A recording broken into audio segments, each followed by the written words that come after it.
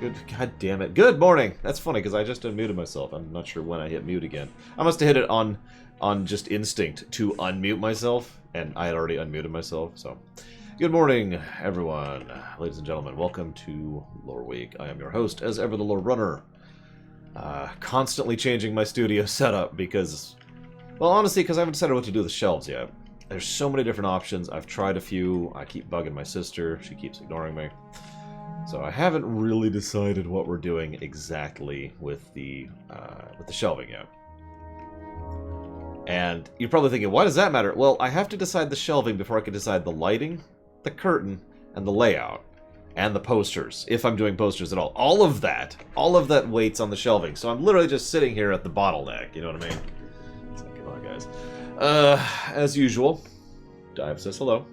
As usual, we do have a little bit of show news. Reminder, I really would like to have some information from my people who are doing...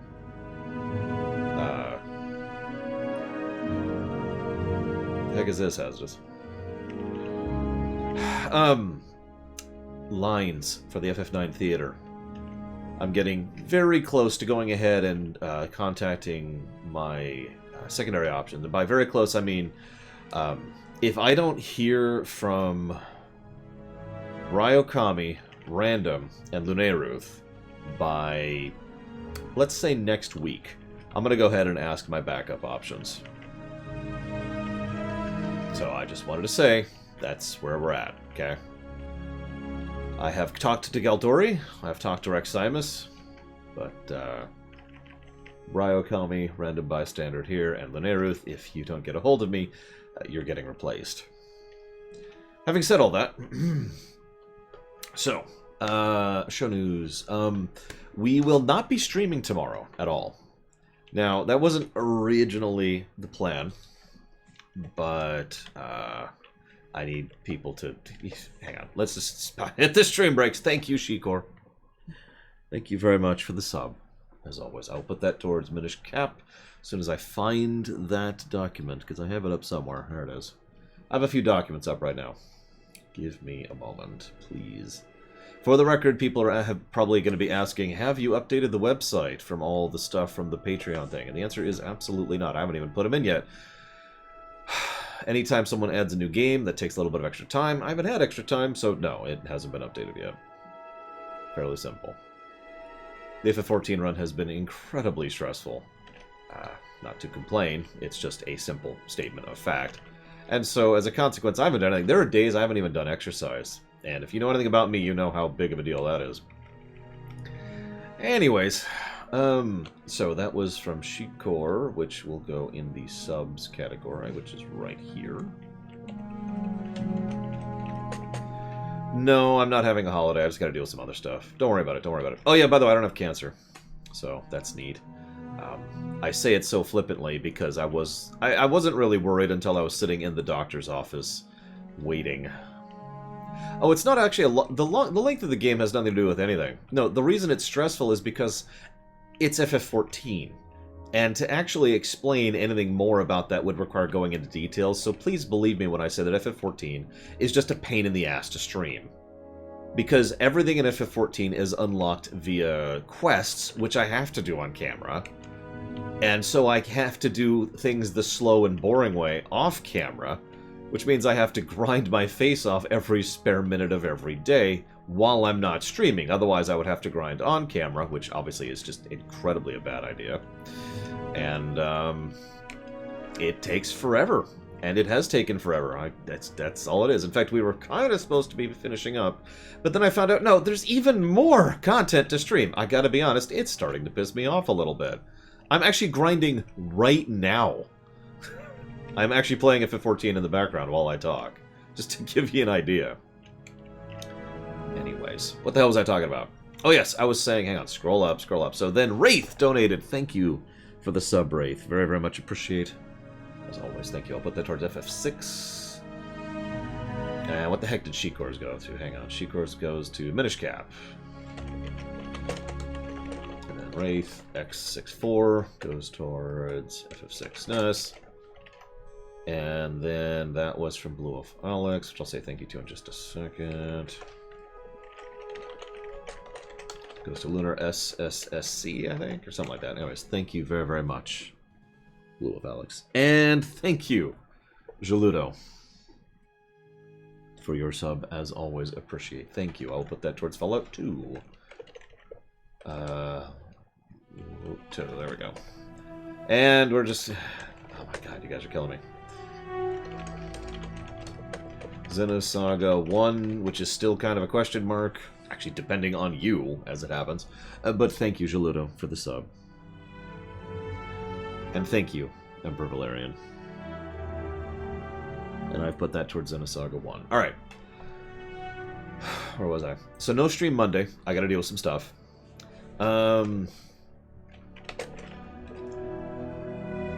Might have a half stream on Wednesday? I don't know what that game is, Dragonheart. This is the other thing. I'm amazed no one's complained about this yet. I'm happy, but I'm amazed. Because I need to basically pause the stream anytime someone donates for a game I either don't recognize or I'm not sure I can stream. So I've never even heard of Them's Fighting Herds. I've never even heard of that game. So, hit the stream brakes. And you just get to wait a second because I'm in the middle of a boss fight. But in a second, I will look up that game and figure out what it is. But thank you for the sub regardless, Dragonheart. No stream Monday. Wednesday might be a partial stream. Right now, the current schedule is we're going to be finishing FF14 on Wednesday.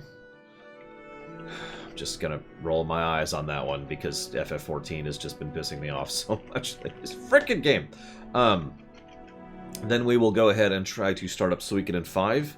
The intention is to finish Suikoden 5 by next Thursday. We will be streaming Cyberpunk starting next Friday. No, not the 11th, the 18th. We will be streaming Cyberpunk on the 18th, okay? Now, I did have a news tidbit about that in the random news section, but it turns out that I was wrong. But you know what? We'll come back to that because that'll be relevant later. So now let's look up this game that I've never heard of. Dragonheart 51. So them. Hang on, I have so many tabs up right now. Them's Fighting Herds.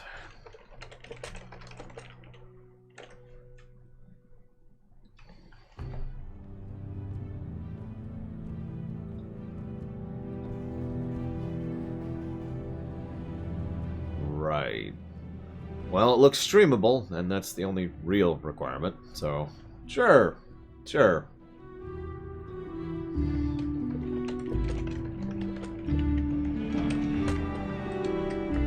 And thank you, Gavel, very, very much for the sub.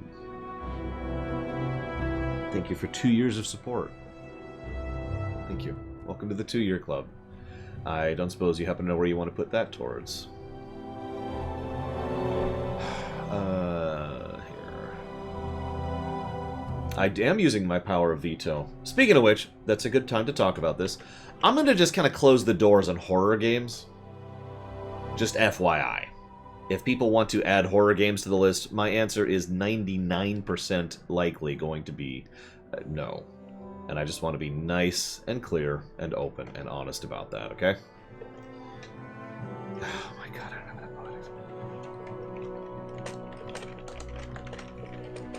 Alien Isolation is not a horror game, so no worries there. Resident Evil is not a horror game, so no worries there.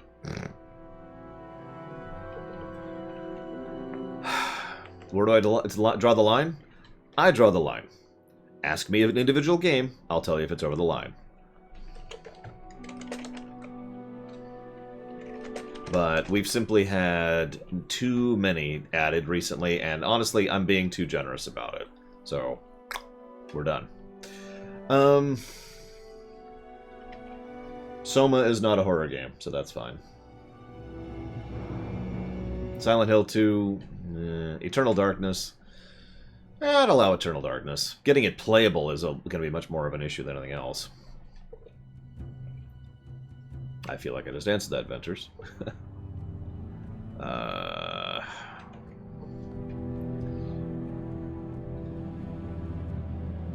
Amnesia is already on the list, so that's just going to happen. Hazardous is going to donate money.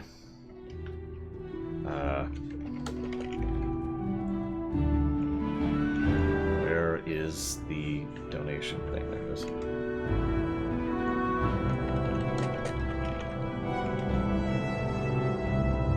Until Dawn. Alright, well, I've never heard of that game, so hit the stream brakes! Let's see what this is.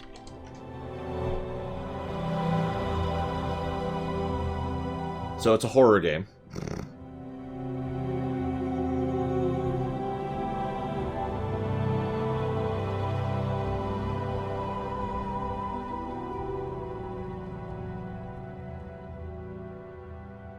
I've never even heard of this game.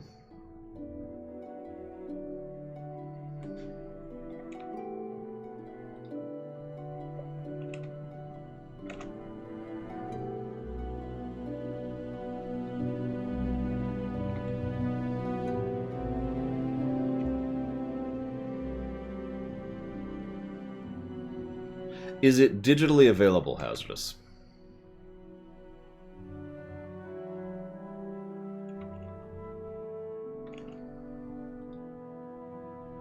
Okay.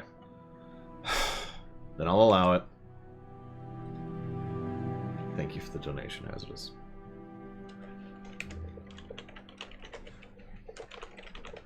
$316. Until Dawn. I wrote that right. Okay. But no horror games. It's to be completely honest, anything that is... See, I gotta think about, like, 2 years out, Blue Elf, because that game might not get funded for a long time. That's why I was like, what was I saying? Anything, if I have to debate it, there's a decent chance it's not a horror game. If I look at that and I'm like, whoa, then that's a horror game. It's very simple. This is, but as always, executive veto, right? I mean, that is all I'm really doing. I'm just exercising my executive veto in the exact same manner that I said I would.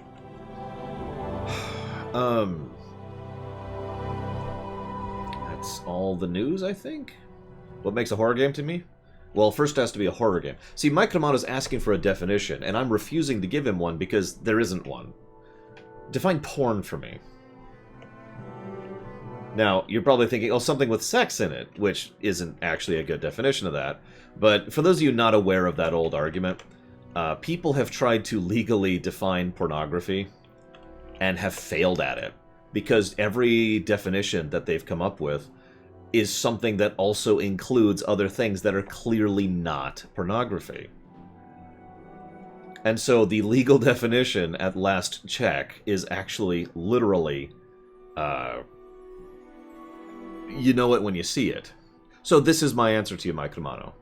I will know it is a horror game when I see it. Yeah, as I say, the actual literal definition. You know it when you see it. So, that is the definition of a horror game for me. Any questions? Drunken robots. Damn those robots! Always in the way. Have I summoned? No, I haven't. Okay. Now, that being said, I'm being a little dismissive for comedic intent, and I do apologize. But I do want to be clear about this. The idea here is not to just lay down a blanket rule, because I just allowed that, and Amnesia's fine, and Resident Evil's fine. The point is that, honestly, at this point in my life, we have literally hundreds of things on the list. I have hundreds of things on my list. To be perfectly blunt, I think we're good. I feel comfortable saying no to games I know with total certainty I'm not going to like, because you're asking me to review alcohol. It doesn't matter how good the drink is, I'm not going to like it. So I feel comfortable executing my executive veto. That's the reasoning going on in my head.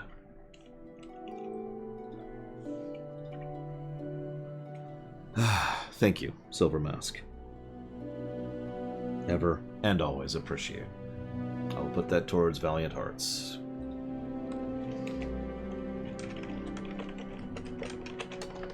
don't even remember what that game is. I know I looked it up. It's on the list, so I already had to vet it at some point.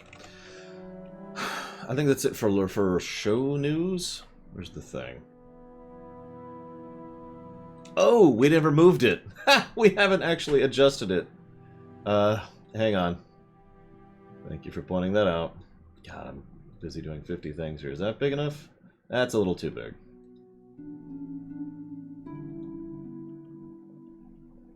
I have no idea, Ventures. Give me a moment. Give me a moment. Just kind of shuffle this over here. Make it look a little bit more lined up. There we go. Far Cry New Dawn. Give me a moment. Dawn. Far Cry New Dawn requires 770 more priority to be funded. There's your answer. Would I do Dead Space 1 even though I did Dead Space 2?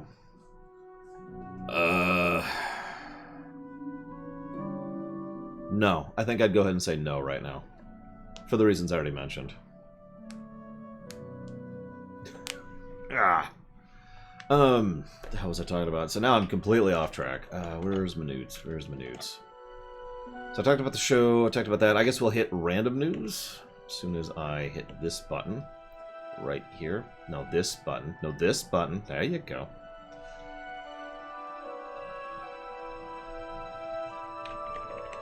So who's excited for Cyberpunk? I'm actually curious. You know what? No. Rewind. Don't care. We'll talk about it in a minute. No, really. It's going to tie into a later topic. Is that already on the list, NOZ?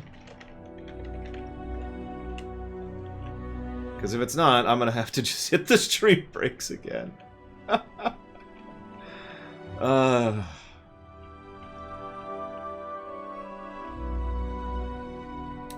Okay, let's check the list. Hang on.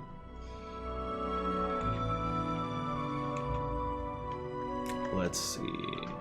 It is not on the list. Okay. So that means I gotta look up some stuff. Give me a minute.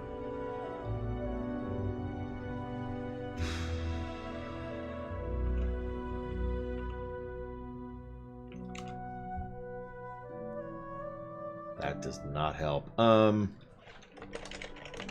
try this.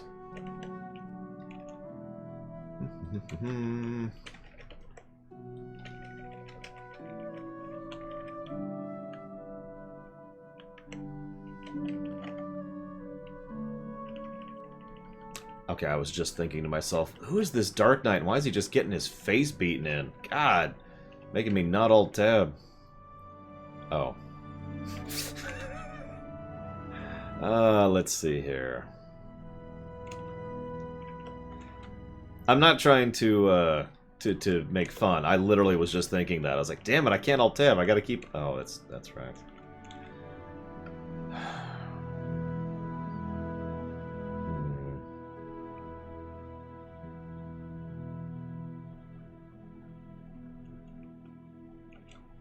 Okay, so someone just donated for Gothic. And this is one of the irritating things about my job. I have to just sort of debate every time I see a game that I know now, having looked it up with total certainty, is just going to be a pain to stream. It looks like it's possible to stream, but do I allow it because it's going to be possible to stream, as opposed to be irritating to stream? It also, apparently, the method by which I can get it streamable will, according to the input I'm looking at right now, regularly crash the game.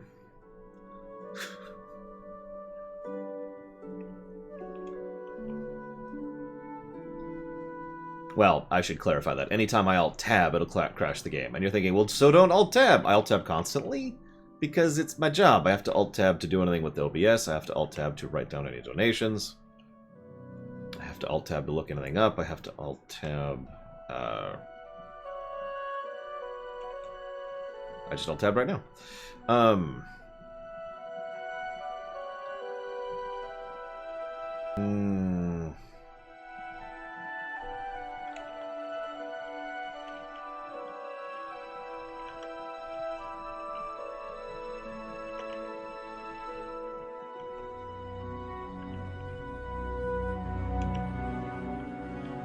Getting it running isn't the issue. Getting it streaming is the problem, Valvedrix. No, I'm debating NOZ, because I know plenty of people are interested in the Gothic series, and I don't want to say no to a popular series just because it's going to be a pain.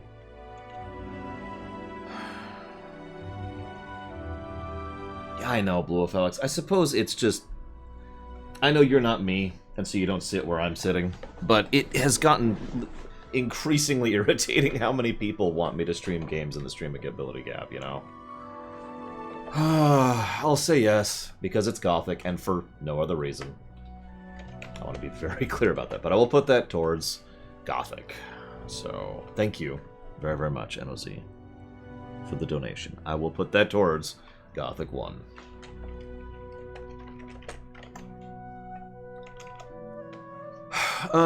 No, I've completely off track. What the hell was I talking about? Have I thought about getting a laptop or... So...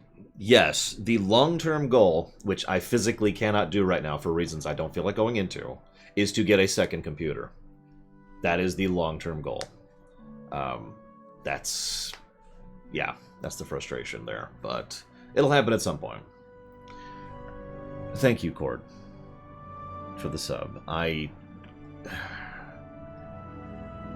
You need to have a good week, Cord. I'm just saying, it needs to happen. No, I don't need a laptop. A laptop wouldn't help. A laptop is not what I need. What I need is literally a second PC.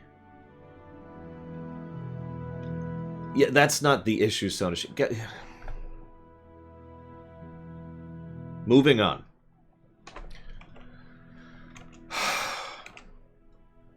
I know that you guys don't trust that I actually do my due diligence and actually care about the job I'm doing. But I do, and I have already looked into this, and I already know what's required to make it happen. It's not happening anytime soon. Moving on.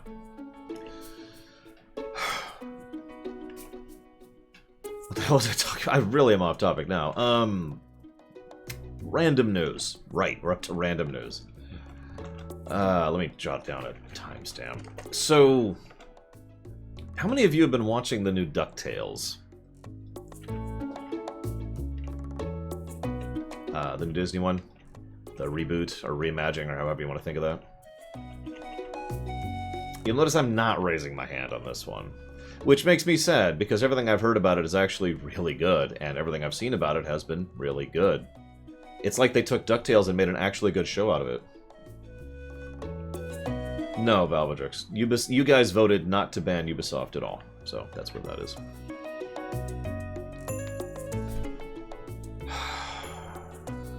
I'm gonna leave it Enterprise just for fun at this point. just because screw it. See, I actually disagree with that, Blue Alex, but I've talked about that because I use DuckTales as my example of the anti-nostalgia argument, but I'm getting off topic. So, point being that they have announced, hey, you know, there's, they're canceling it. They're canceling it after Season 4.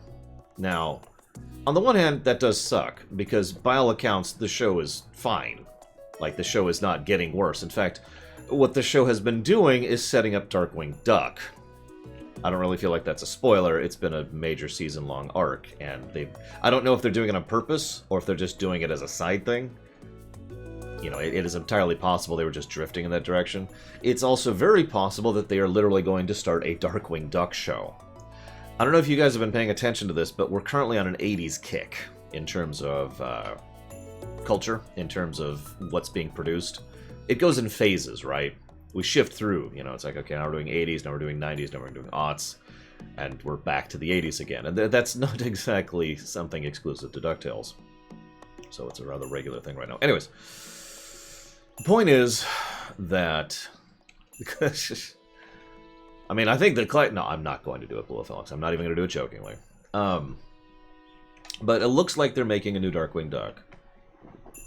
Most likely.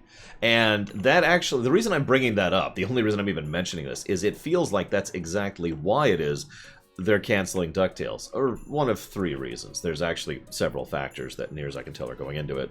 Not the least of which being the fact that they shoved the show onto Disney XD. which, for those of you who don't know, is where they send shows to die. No, I'm dead serious. That's exactly what Disney does, and by all accounts does it deliberately. Now, Silver Mask, ironically, brings up the second point I was going to bring up. DuckTales will be hitting 75 episodes as a consequence of this. Might or might not be relevant, but it would not surprise me if there's someone still utilizing that mentality, since the Disney Corporation, at an aggregate level, tends to still follow the protocols that they have laid down for years. But the Darkwing Duck thing is the most likely answer. We will see, is really what this boils down to. I agree it's a dumb rule. You guys know me, I like rules when it comes to starting points, not finishing points.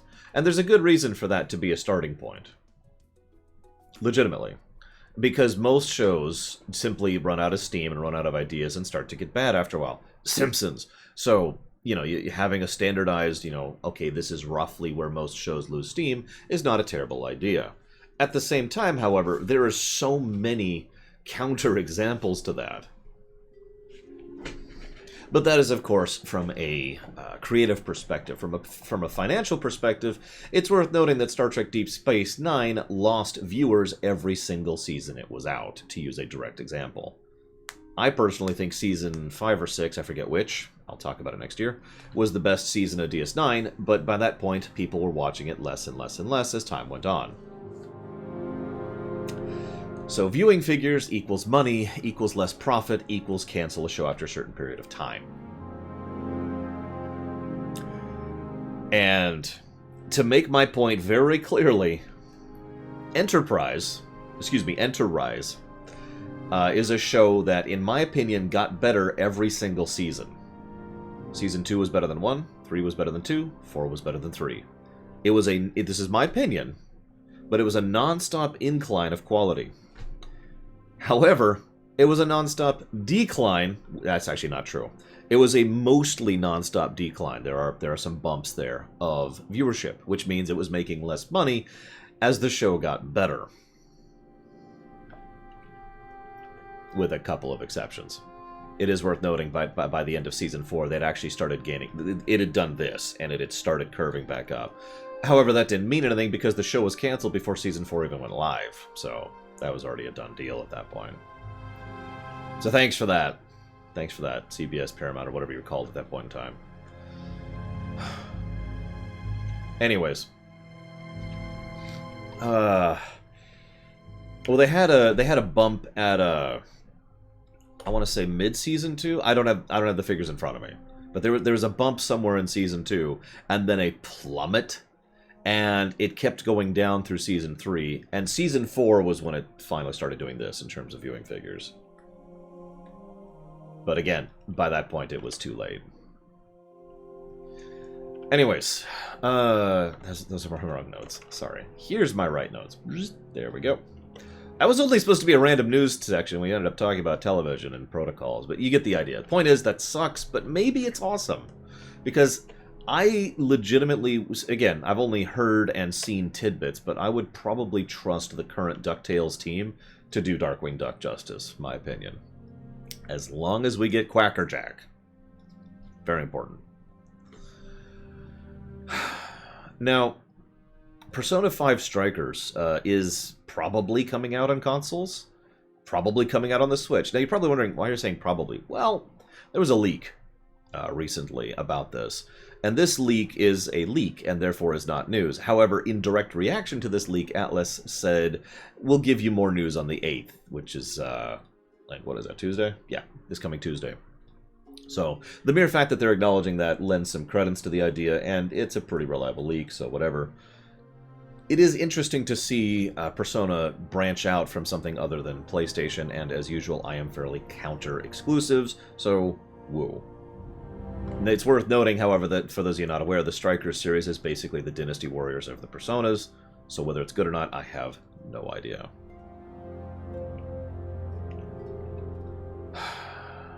Let's talk about Oscar Isaacs next, actually. Let's rearrange my order here a little bit. There we go. So Oscar Isaacs has cast himself as, John as Metal Gear... Well, John's actually inaccurate. As Solid Snake. I can buy that. If you type in !next into chat, serial thriller, then you can find the list yourself. It's also on the website. Yeah, John was the last one. That's my bad. But anyways. So yeah, Oscar Isaacs will be playing Solid Snake, which I totally buy that. It's worth noting, I'm actually a really big fan of Oscar Isaacs. He is among my favorite modern actors, you know, newer actors who have only started finding themselves in the last decade. And he's kind of awesome, so I could totally see it. It is also worth noting, I've been looking a little bit into the making of that film while we've been here. And what I have found is interesting, because the guy who's directing it was struggling in an interview to explain what he's doing with it. And if he had just said, we're doing a reimagining of Metal Gear Solid, then it would have worked. But he wouldn't use that word for some reason, and he kept dancing around it. I don't know if he was doing it on purpose or it just didn't occur to him at the time. But, because Lord knows that happens to me all the time where I just forget a word. But yeah, lots and lots of potential for that. We'll see. They are actually in pre-production right now. Again, we will see where they go with that. I don't have much on the way of information.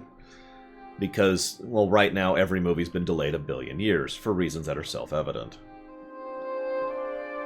Par exemple, Wonder Woman, which was supposed to come out about 6 months ago, is coming out in about 2 weeks.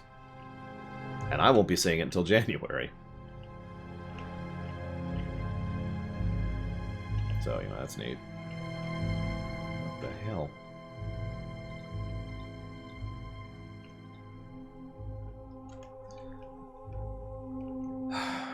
He can't oust himself as a kid. That's true. It's true. Nobody must know.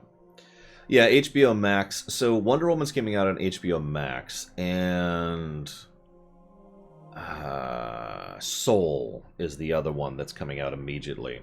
Soul is coming out in 2 weeks as well. It's the latest Pixar film. And that will be coming out on Disney+. So it's okay. It'll actually be coming out on Disney+, unlike Mulan, which fake came out on Disney+. So that's nice. I mean, it's a Pixar film. I'm kind of automatically interested because they tend to do good work. But yes, you don't have to pay for your soul for Soul. I don't know if you're joking by that, but yes, that is literally true.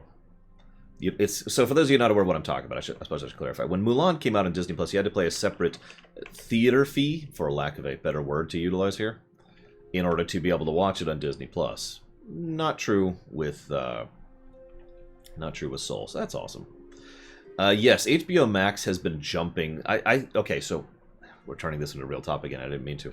It is my opinion that HBO Max was the first group to jump on.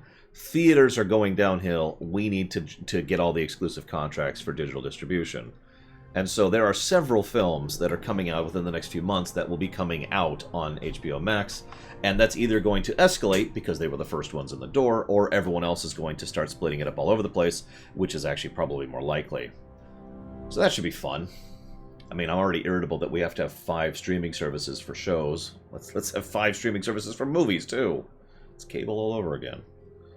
Okay, hang on. So I want the Mega Ultra Deluxe Mondo cable package with extra and Cinemax. Very important. Let's see. Anyways. So the next thing to talk about is that Casey Hudson and Mark Darrah left Bioware. Again.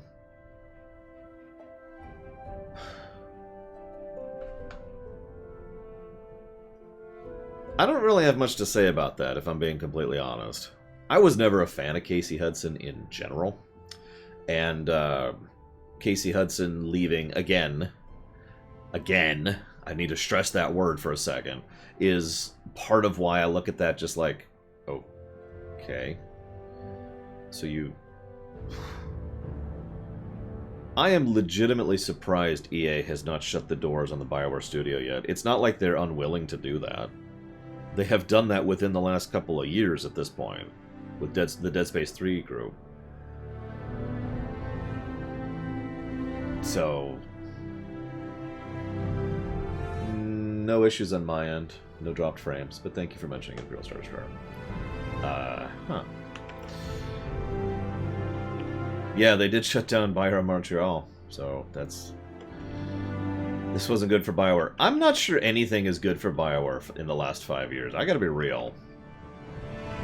The last decent game they made was Andromeda, and that wasn't exactly well received, and also was a bit ago. So, you know. Don't worry though, Dragon Age 4 is totally coming out. Here's some concept art. I don't know what Tor's been doing. I haven't been paying attention to that one. I got other things on my mind.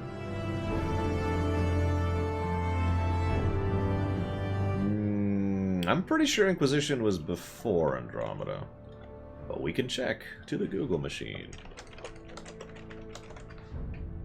Let's see. Inquisition was 2014. Andromeda was 2017. So there you go. It's been 3 years since they've made a decent game. And, it's actually better than I thought, if I'm being completely real. And it's probably worth noting that, you know, I'm probably in the minority when I call, you know, that a decent game. But anyways. Yeah. I actually don't have anything else to say about that. Casey Hudson and Mark Darrah left. Okay. We won't have news on that until we see what they're doing next. If you don't understand what I mean by that, allow me to use a parallel really quick. So there's this thing called Blizzard. You may or may not have heard of this tiny indie developer company. And they, over the last 3-ish, 2-ish years, have been bleeding out people. Now, that doesn't mean anything, really. Most of those people have been in the business for 20 years. Most of those people were at retirement age. Whatever, right? It doesn't mean anything until we find out what they're doing next. That's the important part. And as a direct consequence of that, now that we know that all those, well, the overwhelming majority of those Blizzard people have now started new studios, that is news. Because that means they didn't retire. That means they weren't done. It means they they wanted to go keep making games. So that's bad, or bad for Blizzard anyways. So Casey Hudson leaving, it doesn't mean anything until we know what he's doing next. And also it's just one guy. Although granted he's the latest guy, along with Mr. Darrah, of course. Any concern for Cyberpunk? Nope. So again, I don't have much to say about this. Sorry. What's next?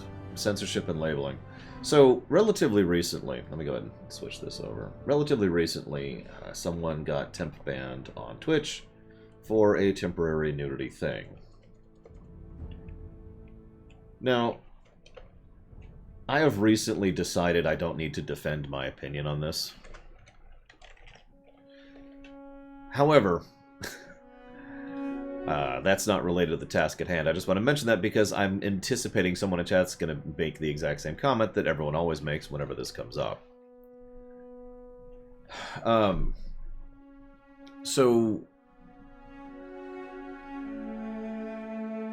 censorship's actually a pretty complex topic, and obviously I'm not capable, I think is the word I want to use, of really discussing it with the gravitas is necessary on the 20-minute podcast on the Sundays.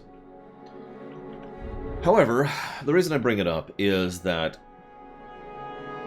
if I was to release a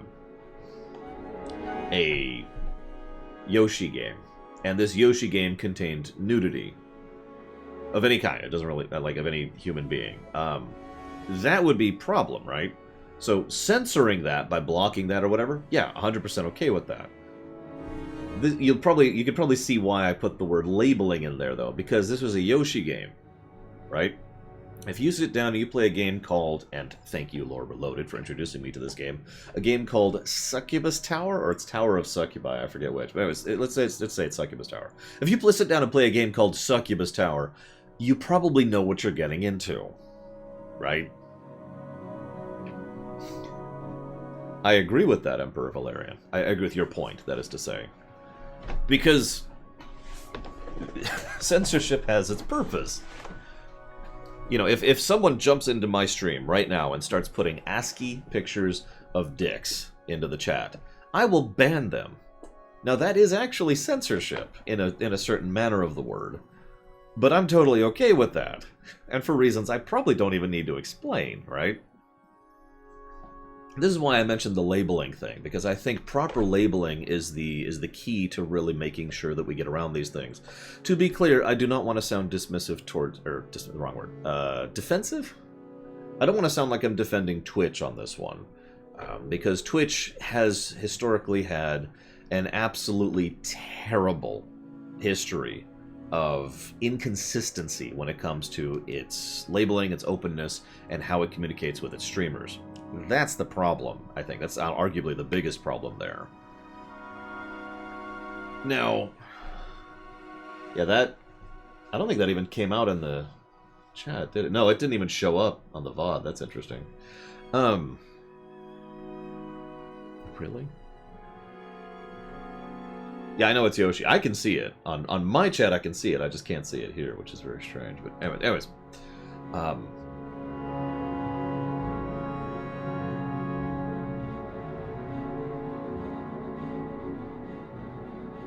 This is one of the reasons why... I mean, I'm trying to think of how I want to phrase my terminology here. I suppose I would say that I think the ESRB needs to be better. You know, and also needs to not be run by the group that it's run by, but that's kind of an unrelated topic.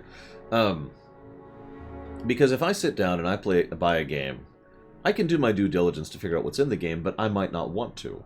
I might want to walk into the game blind. I might want to not know what's going to be in that game. So there's tiers of this, right? So tier 1 is just general. That's the basic rating. It's teen, it's adult, it's E for everyone. Sure. That actually makes a degree of sense. Then why is it flagged that is also important. Now what's funny is you might say, well, the ESRB does that, but this is just my opinion. In my opinion, the ESRB doesn't do that properly because it does it for every freaking thing. You know, like FF14, for example, is a game that's rated T for teen because of drugs and alcohol, I think is what it is specifically. And it's like, what? So if you don't know FF14 and you sit down and you look at their rating and you see drugs and alcohol, you're probably going to be like, the reasonings given are not what I would call distinct enough in order to be meaningful. Hence, lack of proper labeling. Oh yeah, mild nudity and sexual imagery. Sorry, those are the other things. Again, what? Now, obviously, we know that that's all just a bunch of nonsense, and that's just them being a little bit too, But the problem is those things to someone who knows nothing about FF14. Someone who's walking in, who is unaware of what FF14 is, and is debating whether or not, I'll agree with you on that, Michael, who is debating whether or not to buy this game for themselves or their kid, is not going to have meaningful information to utilize in order to make that judgment. Now, in the parent's case, well, then they could do their freaking job as parent and actually look in the game, so that's whatever. But again, what about yourself? What if you want to go through that and judge for yourself? And again, what if you don't want to actually spoil the game for yourself as you're judging whether or not this is going to be a game for you? And forgive me for kind of going off on this topic. It's just something that's been in my mind lately, because sometime early last week, someone actually called me creepy, which is an insult I don't get very often, even on the internet. I usually get more generic insults on the internet. So, the specific reason they called me creepy was because I was, you know, I don't enjoy excessive realistic violence, gore, or sexy stuff in my video games, in my fiction, but I'm totally cool with unrealistic violence in my fiction. And that's the specific reason I'm creepy. Feel free to make your own judgment on that one. Now, the reason I'm bringing this up, if you'll forgive me for just talking about this for a moment, is I found myself being defensive about that. It was a knee-jerk reaction, right? I need to defend my position because clearly I'm wrong and I'm from a perspective of inaccuracy. And it took me several minutes there to be like, hold up. What? Why do I need to defend myself on this point? And, again, this just kind of bled in my mind naturally into that it was actually a temp ban. It was a suspension, I should be clear about that. Into the suspension that happened because, you know, they were suspended for the sexy times that accidentally showed up. And it's worth noting that by all accounts it was a total accident, too. It was something I was like, whoops. Now, you're probably thinking, what do those two topics have to do with each other? Let me elucidate upon something about Twitch's system, okay? You ready for this? I'm glad you're liking it, Somersault. On Twitch, I didn't check, hazardous. The overwhelming majority... no, it was something... Basically, there was an add-on that he was running that had something showing that he caught pretty quickly. Like, you can't see a footage of it unless you go digging, but, you know, you can see the specifics of it pretty easily. Anyways, it was an accidental whoops, you know, kind of a moment, and he caught it, and suspension. But anyways, I'm getting a little bit off topic. Please, let me rewind a second. Let me explain how Twitch works, because this is wonderful. So the way Twitch works is, if someone were to jump into my chat right now and say, hey, this Lore Runner guy, he's pretty sketch, and report me, and they go to all their little buddies, or probably on Twitter, and get them to all report me, then Twitch will look at it, and when I say look at it, I mean not with a real person. That's insanity. No, Twitch will actually probably do a blanket suspension and or ban, because a lot of people have reported me. There's got to be something there, right? Smoke must, by definition, be following fire. You can already see the problem here. And this goes back to that whole issue I have with that, because someone decided, either because they were a scumbag or because of their personal preference, that they decided to, you know, spam report this person, and as a direct consequence, he got a suspension. They got a suspension. Very, very simple, right? This has been a problem for quite a few people, actually. And this also kind of tiles back to something I've been talking about earlier, my own personal preference. Let's say for a moment, because I don't like, you know, sexy, nudity, whatever, in my fiction. I don't. In my opinion, that it's just for me, but for my opinion, that's a private, personal thing that I don't want to see total strangers doing on camera. That's all. So, imagine for a moment that I decided to break Rule 0, and I decided to go ahead and be like, oh my god, you know, Witcher 3 is a disgusting, horrible game because of this. I should go and report Witcher 3 to the Witcher 3 police. I know this analogy is terrible, just bear with me. Because that is what some people do. I guarantee it. I don't know with certainty, but I guarantee it that is what some people do, is they just bounce around and decide to go flag streamers or streams because... And again, you can see why this keeps boiling back to that concept of labeling. Because if there's a game out there, rated M, for nudity, and it's The Witcher 3, and anybody who knows anything about the Witcher series knows what we're going into. We actually talked about this before. You know what you're getting into. Anyone knows what they're getting into, right? And even a cursory glance will tell you what's going to be happening with regards to that game. What group am I in? Group C. It's properly labeled, is my point.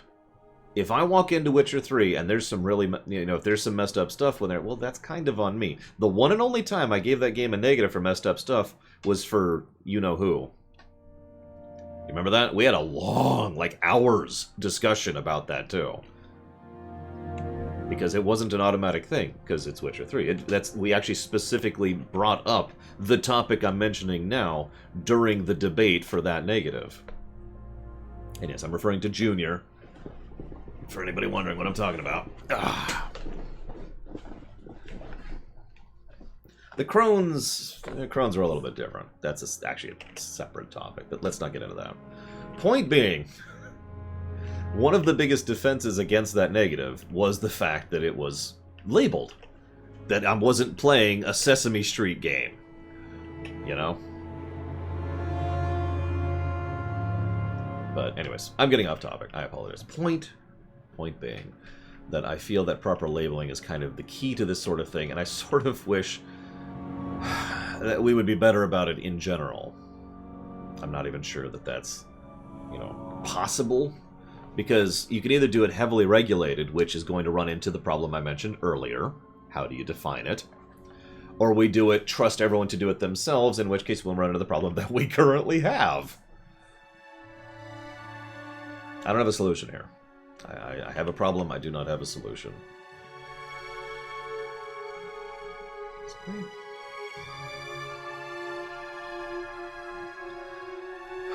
I will say this, though. Oversight is a good thing, I think, in many, many aspects of life. And I do think that if they had, you know, if there were real human beings who were actually oversighting these kind of things on Twitch, I think we would have less issues. Yes, I know there's a lot of stuff on Twitch. That doesn't change my mind. I really do think an actual living human being needs to go over something and be a judge, right? I know... I do actually understand how much of a job that would be. I stand by my statement. Because frankly, I would rather have no judgments at all than this automated bullcrap that we have right now. And yeah, it is the exact same problem YouTube is having right now, and has been having for some time. So here's hoping I don't get banned for Cyberpunk next week. Or in about 2 weeks from now. Anyways, whatever. I'm sorry, I kind of got off on that topic. I apologize. Well, what I would do, since you're asking me, Lord Harriman, is I would have an automated system flag things for review. Right? Flag, check, put it into a queue. It would be nice. So, like, for example, let's say everyone in chat right now decides to flag... Please don't do that. You might actually get me banned. Let's say everyone in chat right now decides to report me right now. So the ideal thing, I think, would be, the absolute ideal would be it actually tracks the timestamps. You know, oh, I've been flagged here, so it gives you like a range. So tosses out a report. This person reported this person at this time for this VOD at this time. Info, info, info, info, info. The more info the actual real person has to make their judgment, the better, right? Even that might be a little bit too hard to accomplish because that's a fairly large amount of info and a fairly large amount of things to sort through. So, bare minimum, what I would like is this person flagged this person for this VOD. 3 bits of info. So then the person can go and at least check the VOD and be like, alright, look, what's going on here? And the flagging does, you have to put something in there, right? You have to say, you know, I report this person because they're super crap. Because they dared to speak ill of Witcher 3, how dare they? And so the real human being can check that and be like, and use their brain in order to make their judgment call on that one with the information they have at hand. Now, I agree, a timestamp should be required. And you're probably thinking, well, how do you timestamp? Because not everyone's going to report the moment the problem happens. Well, another thing you could do, if you really want to automate this, and again, I get it, automation's kind of mandatory, it's just based on the volume we're dealing with here. The way you could do it is, let's say that Stringer, right now, jumps into chat and decides to flag me right now for something that I said 10 minutes ago. And so it would basically grab like a timestamp range, because you can do this in Twitch replay VODs, a timestamp range that's like this chunk right here, and that would then allow you to, you know, be like the real human being to go through and just kind of skip through and be like, all right, what's the issue? What's the issue? What happened in the last 10 minutes? That's a problem. Now, by the way, thank you, Schism Navigator. I'm glad you're enjoying Babylon 5, because Babylon 5 is freaking amazing. I hope you like my thoughts on it. I admit they aren't the best, but, you know, I was kind of going through some horrible stuff at the time, so I sucked terribly. But anyways, welcome to the stream, by the way. If you want to talk, chat, and otherwise jump in, feel free to do so. The appeal system is getting better on YouTube. Credit where credit is due. About 2 or 3 years ago, the system on YouTube was actually worse in every way. So that's nice. Also true, Darth Tyrant. This is another thing that should be relevant. So let's say Stringer flags me right now, and flags me saying, Lore dissed Witcher 3, he should be banned. What I, now, the judge, the reviewer, should be able to do is look at that information and say, okay, that's fraudulent, right? That's a spurious claim. So what I should then be able to do is to put a penalty on Stringer for putting out that spurious claim. And I should do that. Now, you're probably thinking, well, that's not going to be much of a deterrent. And you're right, it's not going to be much of a deterrent. But I do think a deterrent in this specific scenario is better than no deterrent. My opinion.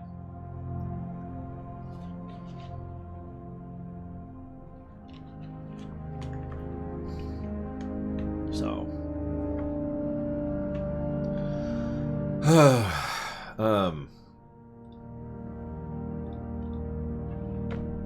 It varies, Michael, is really what that boils down to. People cost money and systems do not. Tough? I have no simpler way to explain my thoughts on that than by simply saying tough. Any moron who thinks that they can and should replace human beings with nothing but automation with no oversight is an idiot, and I have no problem saying that. Anyone who actually doesn't understand one of the core truths of all of economics, which Zeiss just said in chat, thank you for getting there before me, Zeiss, is you gotta spend money to make money. So that person is a moron. Not you. You're not a moron, Lord Harriman. Obviously. Thank you, Tonic the Dog Tour, very, very much for the sub. Always appreciate. Thank you. I need to get a hold of Kay again. Lune Ruth. Lines? Where are you at with those? You don't have to respond right now, but please respond today. No, you're not a moron, Lord Harriman. You even changed my mind on Dragon Age Origins. And that was going towards Mass Effect 1. Give me just a moment.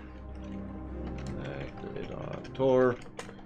Mass Effect 1. Possibly the remaster? That's still in the... who knows?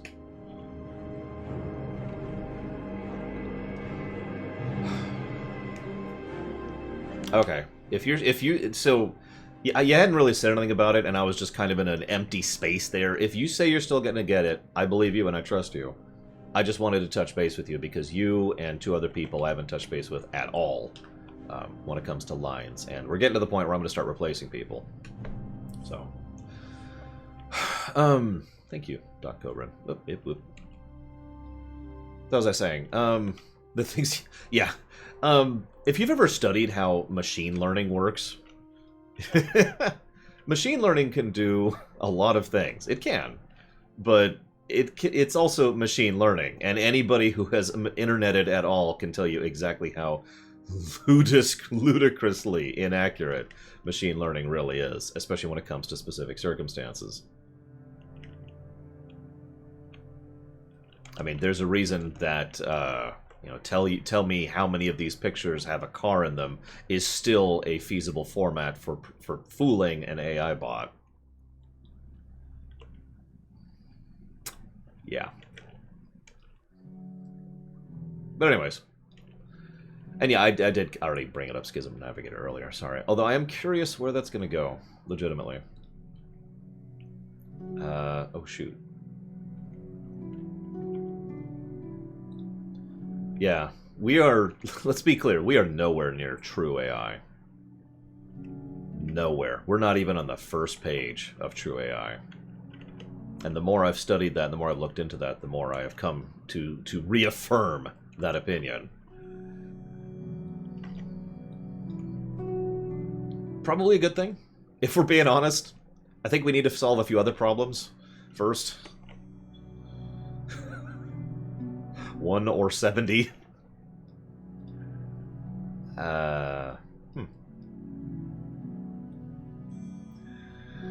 Anyways, we're getting way off topic now. Let's go ahead and move on to the Age of Information. That's a good topic shift. So, okay. Who here... Let me repeat what I said earlier. Who here is interested and excited for Cyberpunk?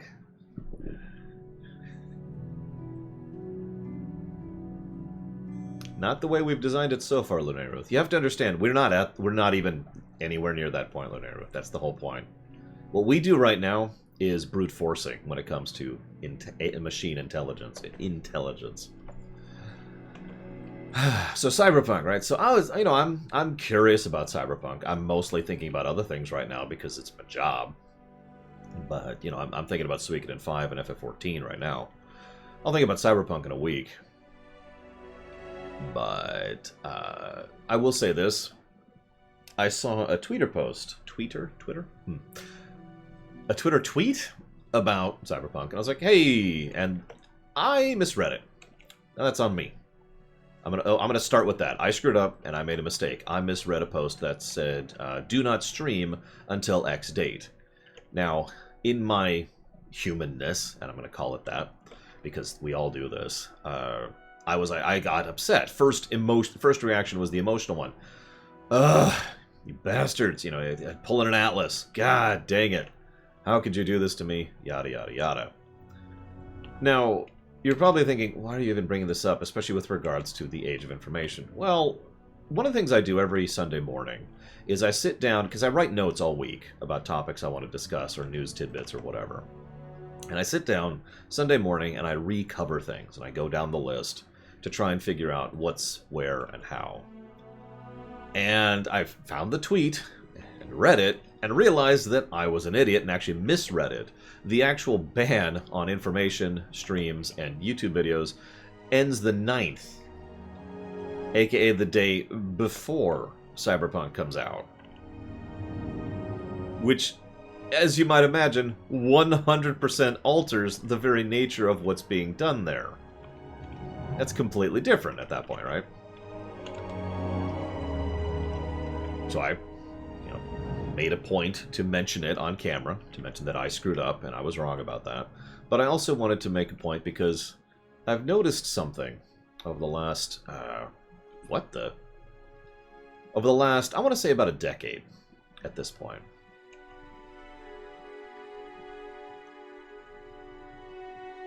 I feel like we're in the age of correcting information, or at least we're actually in the tail end of that age, to finish my thoughts. You know, we've already had the age of information. We've had the internet for a while now. But one thing I've noticed is, bit by bit, things that I have presumed true are wrong. And have been proven wrong, bit by bit, over time. And I feel like we as a species are getting to the point where we are being better about doing due diligence and pointing out whether or not things are incorrect. Right? Now, there's another niggle here, which is why I keep kind of adding mental asterisks to each of these sentences. But it's been an interesting experience. You know, I don't know, maybe it's just because I've been seeking out so much knowledge and information myself, but the fact of the matter is, there's a lot of misconceptions and inaccuracies that I have stumbled upon for years at this point. How many things... It's one of the more common things I do when I'm covering a game is I look at the common knowledge about it, and I look at that, and I'm like, okay, is it accurate? Is it correct? Can I verify this information? And in an astonishing amount of times, the information is actually wrong. Either there's no actual evidence for it, which is a thing that happens a lot, by the way, or there is demonstrable evidence that it is inaccurate. Now, that's just with fiction, but this is true with other aspects of things. Medical science. Let me give you an example. Eggs. Rewind time about 40 years, and don't eat too many eggs, it's going to mess with your cholesterol. Now, obviously, every person's body is different, but we're at the point now where that has been proven to no longer be true. Eating eggs will actually improve your cholesterol, assuming body type and all those other fun things. And you always got to add those asterisks to information now, too, because that's life. Because there's very few things that are just unilaterally true. Which is the other bit to this whole age of correcting information. The reason this topic's on my mind is I was talking to my grandmother relatively recently, and she said something, and I just paused for a moment.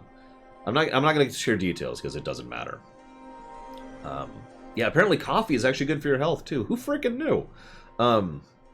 My grandmother said, it doesn't matter the specifics, but she said something that was demonstrably inaccurate. But she said it as though it was the kind of thing, of course it's true. You know that tone, right? It's like the same kind of thing you would say, like drinking water is good for you kind of thing. Like, it was just such an automatic duh tone that it would never even occur Never even occurred to her to double-check that information. After I got off the phone with her, I actually spent a little bit of time verifying to see if whether or not what she said was true or not. And lo and behold, I was right and she was wrong. Now that wasn't a moment of triumph, it made me kind of sad. It's also not the first time that's happened in the space of the last couple of months. And this just kind of made me go... And this got my brain going. Because I've been corrected on several things recently. How about declawing a cat? There's one that was news to me. You remember how many people shared that one? And it was the only thing anybody commented on in that whole video. One 20-second offhanded comment in a 30-minute video was the only thing anyone commented on. But I was wrong about something. I actually had incorrect information. Now, the reason I was wrong is because I haven't owned a cat in 22 years at this point. But the point being, you know, I had inaccurate information. I was corrected on it. Not the only thing that is true for.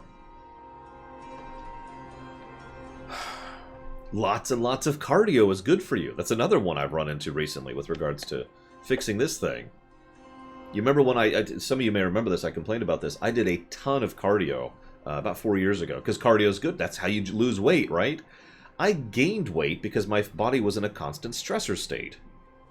Because I was pushing it so hard that it was like, oh god, I better get the fat on. And I was specifically, I wasn't just gaining weight, I was gaining fat. Because of the fact that I was constantly stressing my body and putting it into that state of mindset. You know, little stuff like this. But it's been a near constant thing, and the more I think about it, the more examples I come up with. I don't know if it's a cultural thing. I'll admit that.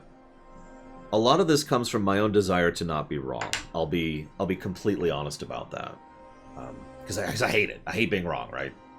I hate saying that a film I hate saying that The Hunchback of Notre Dame is set in X year, and I'm off by a couple centuries. I hate that, right? And so I do make effort, though I do fail, given the example I just mentioned, I do make the effort to try and get correct information, and to not actually present inaccurate information, and to correct myself when I'm wrong about something. So it's entirely possible this is not a cultural thing. It's just something I have noticed more and more and more over the last several years. Or saying John Goodman was in Spaceballs. Yeah, there's another one. It was John Candy. I can tell you that right now off the top of my head. But in the middle of it... Idiot. To explain that a little bit, by the way, I have notes, and... well, I put a lot of effort into my notes. If something in the notes is wrong, when I'm in the middle of recording, I'm kind of in the zone, if you know what I mean. So I'm not really mentally fact-checking my notes when I'm recording. So I sort of assume whatever's in my notes is right. If you saw the Hunchback of Notre Dame video, you may have noticed I kind of stumbled a little bit when I mentioned the date. Because I looked at the date, and then there was just this little thing in the back of my mind, that's off. Whatever. And I just kind of tried to push through it because I was live, so to speak. And, you know, it was in the notes. So obviously, I must have done my job properly to put... And what had happened is I just put the wrong date down in the notes. And that's really all that really was. I screwed up at the pre-production phase. Anyways. Now, I suppose I should add... You know, I have the question mark there. And Hazardous memed about this earlier, but the problem is there's also the other side of things. I've noticed that we're kind of in the era of the aggressive misinformation. Now, I'm not just saying that because it's 2020 and we just had election year. However, it's certainly very visible right now. But, yeah, this is a thing that I've noticed, that there is an aggressive policy on the behalf of multiple agencies. I'm not naming any names because it doesn't matter. This is not a political issue, okay? This is not a sides issue. There are multiple people who aggressively try to push misinformation. And... yeah. That's bad, because most people, and I don't actually mean this as an insult, most people don't have the interest, or the time, or the energy to fact-check everything. Now, that wouldn't be an issue if they wouldn't then believe it. That's the problem. You know, if you don't have time to verify, just discard the information, you know? But they don't. People, and I'm going to include myself in this. I also have the problem where I will believe what someone tells me. I have this problem a lot on stream. If you guys in chat say something to me, it is my automatic presumption that you are telling me the truth. Which leads to me falling into a pit during Halo 1. So, I'm sorry. Point being, though, I do fall into this trap just as much as anybody else does. You know, I do automatically presume that someone is probably going to be telling me the truth, and that's the initial starting point, even when that tends to be wrong. Kay, do you have a minute at some point? I want a new animation for the sub thing, the Lich King rigging. Do you still have that, by chance? It was very funny, Hazardous. That's why I used that as an example. I could use much worse examples if I had to. Much more unpleasant, much more horrible examples. I thought that was pretty funny. No, it's glass. You can just walk right on it. Okay.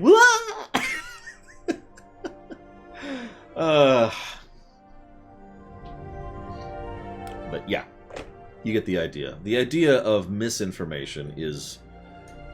It's actually a monumentally, monstrously complex thing, because some people have trust, some people follow party lines, and I don't just mean politically. Like, if a sports team or a specific actor you like or a specific developer you like says something, then that's kind of a line thing, right? You automatically assume truth because they're on the positive side of the line, right?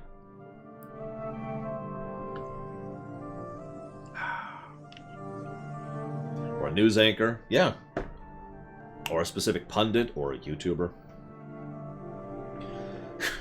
Feel free to check me. You guys do it all the time, so I don't mind. Yeah, I mean, I do mind, but I don't mind you checking me. I mind the fact that I screwed up. I would rather you check me and I find out that I screwed up the date or the decline thing than I just continue going on in my ignorance. Now, that is my opinion. Me, the individual, but you get the idea. Is there a solution to the age of misinformation? Actually, funnily enough, I think there is. And, that's okay, Kay. It's not a big deal. I know your life is super busy, and I hope you actually got that job, but I just wanted to poke you. Because I need to fix it. I need to change it, and, you know, I've thought about just turning it off for a bit. But anyways. But yeah, due diligence. That's the word. Due diligence, or that's the phrase. And what it means, for those of you who've never actually heard me say that before or never heard it in action, it means checking your sources. It means when I see something about Cyberpunk banning streaming for the first week it comes out, I go check that source, verify, and say, oh, that's wrong. That's due diligence right there. And I try very hard to do my due diligence on this show. I still screw up. I've mentioned 2 screw-ups that happened this year. But I do try very hard to do that. Because it's my freaking job. So anyways, can we fix the age of misinformation? I think we can. And I know this is going to sound like such a strange thing. So we'll never be able to fix certain aspects of human psyche. And that's fine. We're human. Cool.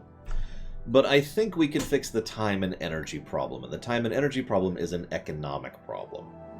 No, it is. How many of you either know someone or are currently someone who is working a job or multiple jobs while living with someone else who is also working a job or multiple jobs to make ends meet? And that's the problem right there. And I don't know how to summarize what's in my head, but if you zoom the camera out, I can see it. I can see the pattern of why that's a thing and why it doesn't need to be. It would take a massive restructuring from here to rechange this so that this doesn't make this happen. But if we restructured all of that, I think we could actually solve the I'm tired all the time, I work all the time, I don't have energy problem. And yeah, it does boil back down to greed in several respects. But I do think there's several things structurally we could do to help fix it as well. my opinion. I don't want to go really in-depth into that topic. That is a huge topic that I actually legitimately want to fix in real life someday, not just talk about it on the internet. You know, there's a reason I want to run for representative after all. But I've been thinking about that. That's probably going to be my life achievement right there, is fixing that. If I could fix that,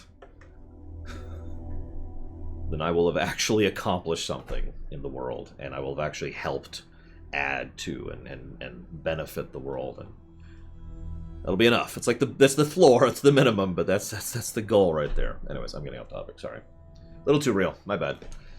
Let's talk something not real at all.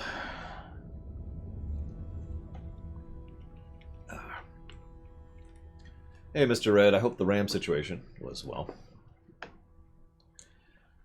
I agree with that completely, Valerian. You want to hear something really... Hang on, really quick. You want to hear something horrible, Valerian? Damn it, Tonic. The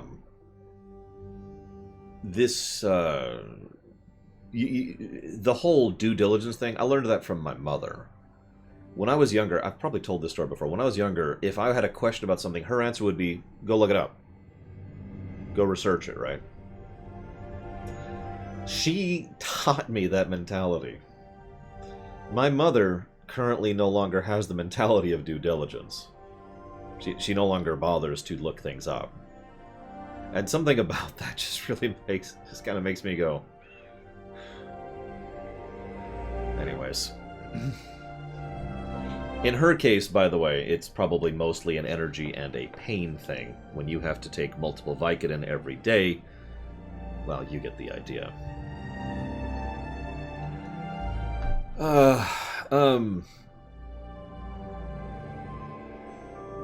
What am I looking up? So...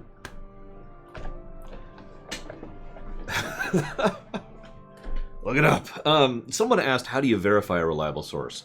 So, the harsh answer is, you don't. It's all about degrees of viability. You know, if I see a Twitter post who is from a developer, who is actually a developer of a company, and they say, we have done this thing with this game, that is probably a reliable source. I don't know with total certainty, but that's really what it boils down to. I keep using this phrase. I think of it as triangulating to the truth, right? You look at this and this and this, and it's like, well, okay, what's in the middle of that? Psh, that's probably the truth. You'll be hearing me use that phrase a lot next year when it comes to the Star Trek TOS ruminations, because that show was made in the 60s. There's only so much we know from that time, and most of it's from interviews. In fact, the overwhelming majority of it's from interviews, and spoilers for the shows that are going to be going live next year, most of those interviews disagree with each other. So, you know, there's only so much you can do, is what I'm trying to say. There's only so much you can do. So, that's a good image, Hazardous. I actually have seen that before, but that is a good image. All right. I need to do this. Let's talk about Star Trek really quick. Who wants to talk about Star Trek? Anybody like Star Trek? Nobody likes Star Trek?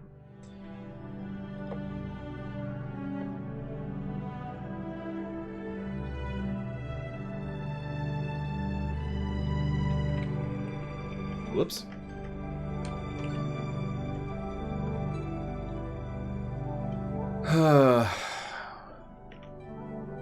So, tonight, 6 p.m. Eastern Standard Time, we will be covering Enterprise. We'll be starting going into the Enterprise stuff. Oh, awesome, Kay. What I want is actually very simple. In fact, it might not even nearly need to be animated, but...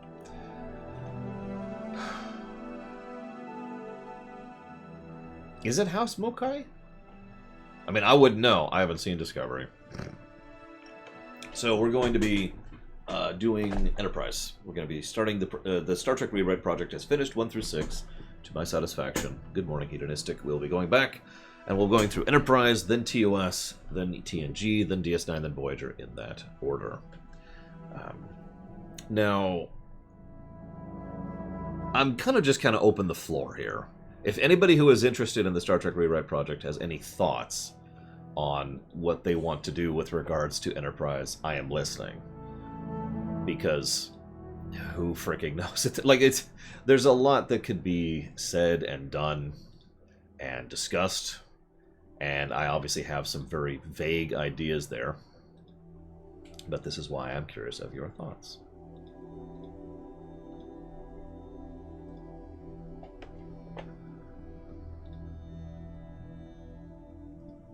And now I'm just going to sit here and say... So Baron says change Archer.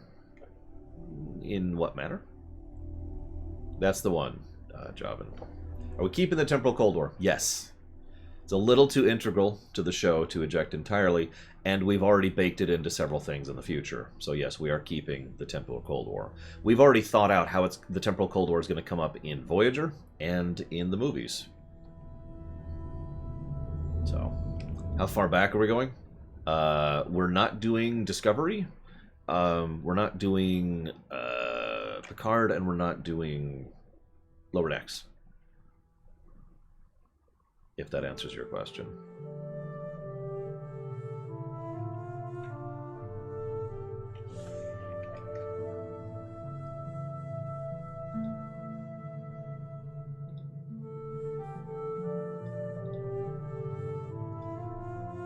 Oh, I love the Temporal Cold War as a concept. The problem, and we'll be discussing this next year as we go through the Enterprise Ruminations, is they had no idea what they were doing with it, and no plan in place. So they just kind of was like, you know, whatever. Just do whatever.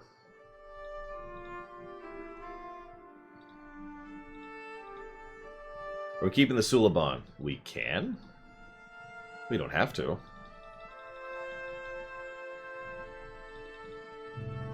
And yeah, no, fixing the Archer is right, capital R thing is one of the most obvious things we're going to be doing with regards to Archer. What?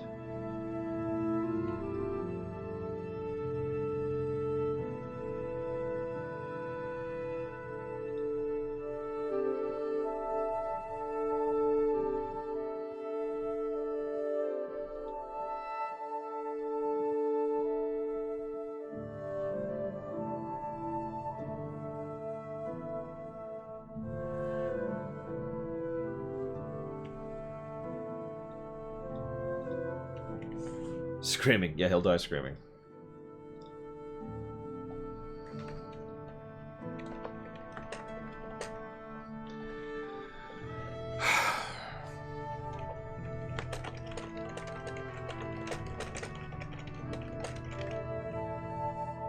I'm sorry, 1 second, guys.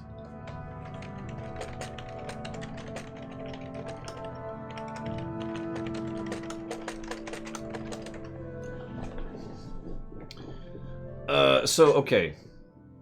Archer. I will talk about Archer a lot next year. I know I keep referencing... I did him a few months ago. It's still fresh in my mind. No, 14 was the start of that Velvetric Screaming. The idea here... Archer was in-universe retconned to be a bumbling, incompetent idiot who didn't know what he was doing, but nevertheless had a good heart and a good soul and was trying to do the best he could, right? That was something that was retconned in. Now, I stress the way I said that, because that was a retcon.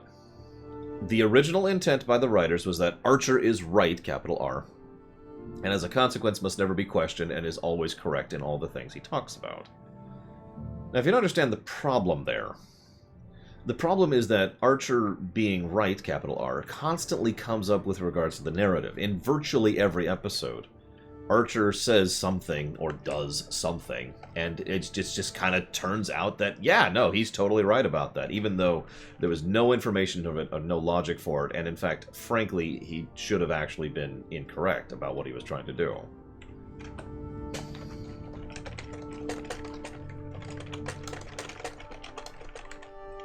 Yeah, it was very Janeway. In fact, it's the exact same mentality, and I do mean the exact same mentality. I can cite my source on that one.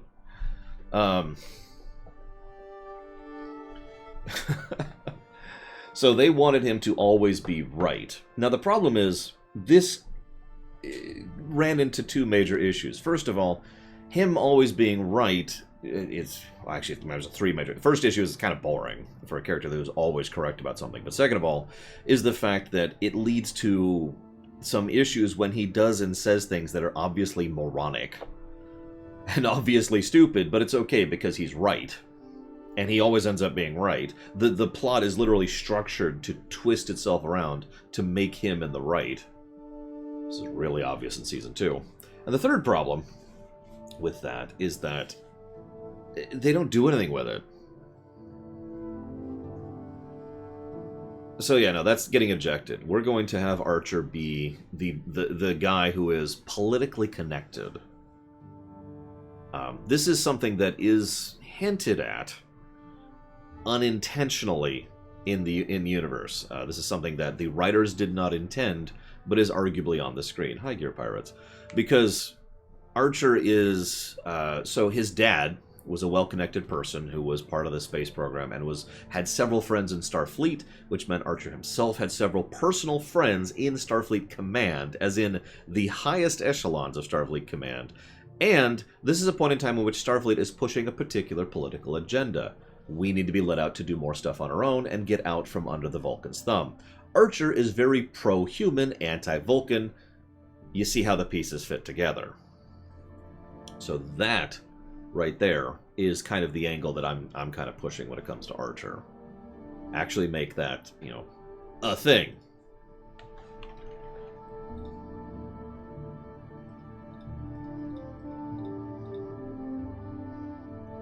And yes, his dad was literally friends with Zefram Cochrane. So that's what I'm thinking. He is going to be the leader of this ship, not because he's a good captain, not because he's a good diplomat, not because he has any idea what he's doing, but because he is someone who is well connected, who is totally in line with the current agenda. That's the idea I'm thinking there. Archer was, and I do have to use past tense there, anti-Vulcan, yes. Like, actively anti-Vulcan. Rewatch Season 1 sometime, Kay. He is venomous towards Vulcans. Universally.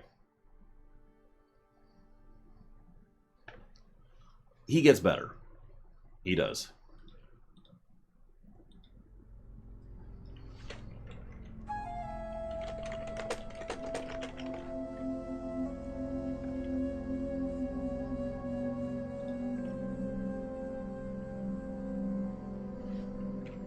Yeah, he literally does stupid things because he's anti-Vulcan. It's okay, he's right.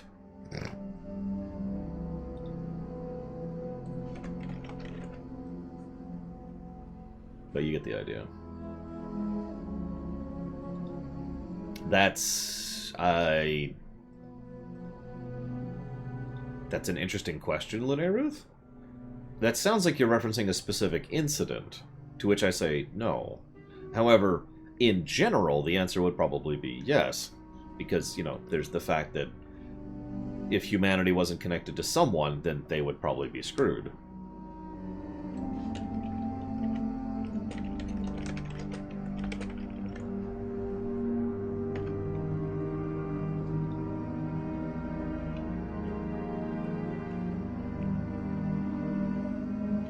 Yeah, the planet was still reeling from, but had been in the throes of what was effectively a post-apocalypse after World War III.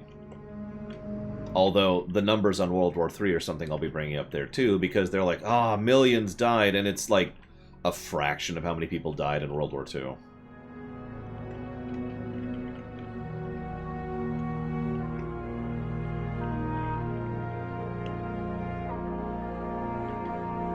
I would agree with that, Kira White Noise. Personally, I love the idea of baking in the eventual retcon of the Romulan involvement into Vulcans much earlier on. Spoilers. Sorry. What?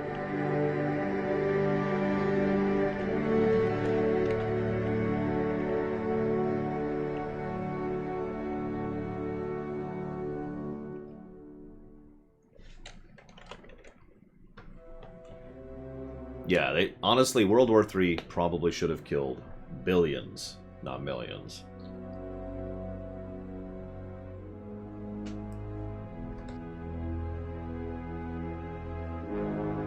Honestly, I haven't decided yet, Mike Romano. We're kind of taking it pace by pace. But you're right, we should plan out in advance. We just haven't. I haven't.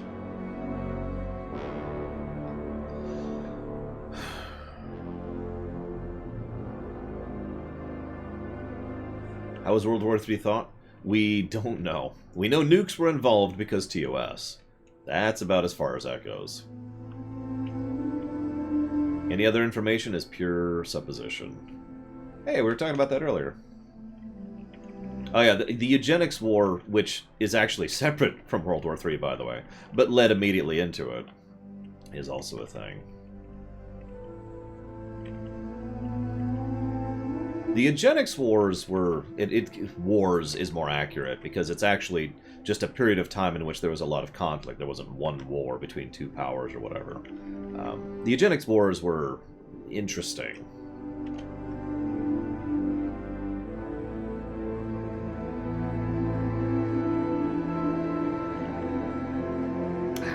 That's true, John. I didn't actually think about that.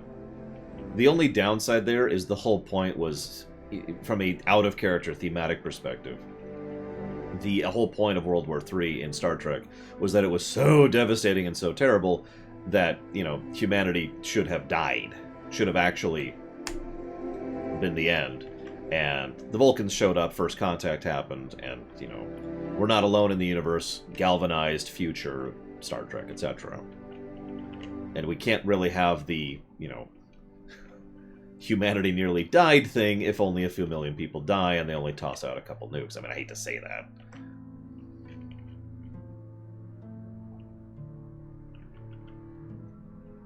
But we're a pretty resilient cockroach, I'm just saying. You're gonna have to do a little more than that to wipe us out as a species. We're gonna need something more Fallout level. With about the same amount of magic, too.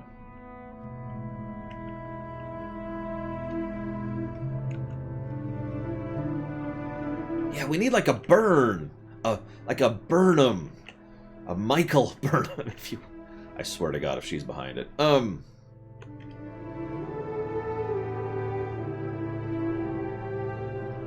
This is a good thing to talk about, though. Deciding how World War III went is part of the rewrite project, so figuring out exactly what happened is not an invalid thing to decide.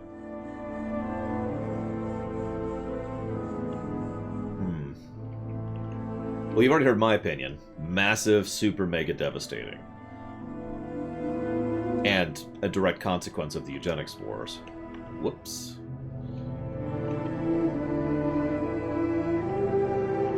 As a, so the way it's always sat in my head, feel free to argue me down and tell me I'm stupid and terrible, is it was a very brief, massively devastating war. Again, Fallout, right? Probably not to the extent that Fallout was, because Fallout... well, Fallout was Fallout. But, you know, similar concept. One day and...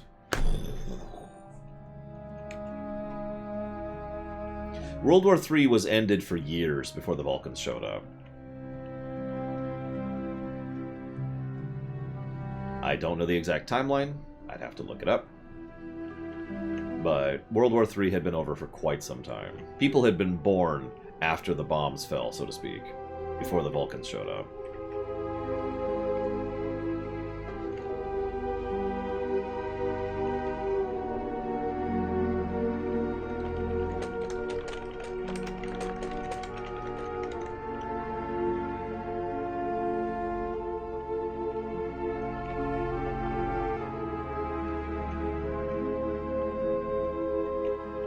Yeah, I know, right, Mike Romano? I enjoy First Contact, but it really is an action movie. They have a working jukebox, tons of alcohol.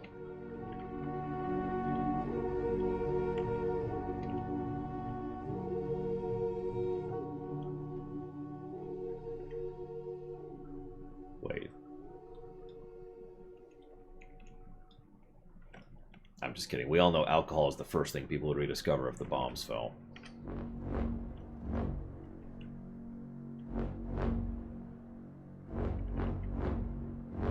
It is, SJ.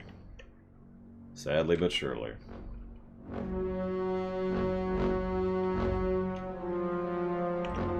Exactly, Lunera. See, she understands.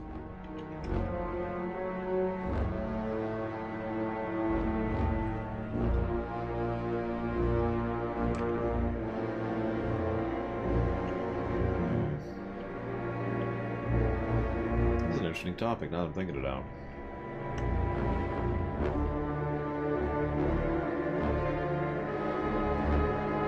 The only reason I'm hesitating on that, Javan, is while I see your point, that would be a hell of a surgical strike. You know what I mean? Like, the coordination for that kind of a thing, the coordination and the resources to actually pull it off, and the, you know, the firepower to pull it off successfully would be huge.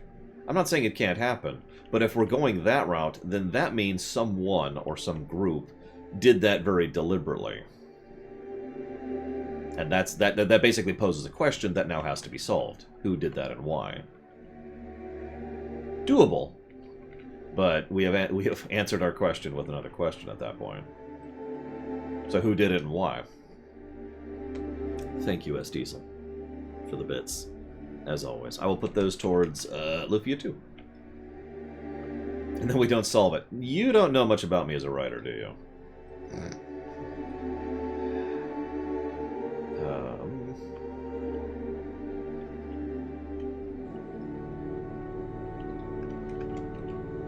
So that's S, Diesel 2, Lufia 2. There we go. Okay.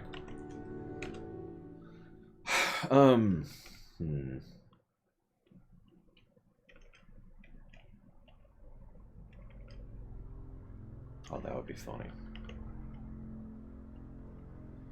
In one of the novels, it was basically Gary Seven's fault. So we could just blame him. Make something out of that terrible episode.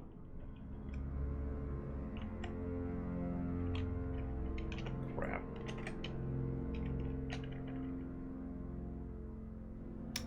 Why, Vigilant?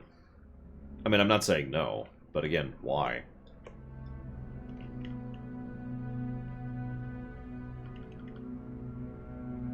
Yes, he did, Blue Alex. I can tell you that. I just watched that episode a few months ago. But yes, I'm pretty sure... I might be thinking out of show information, but I'm pretty sure the Eugenics War were a series of conflicts in the mid-90s. I'm pretty sure that's Spock's exact wording on that. A series of conflicts which were had centered around the warlords, the eugenic warlords, who were all fighting each other.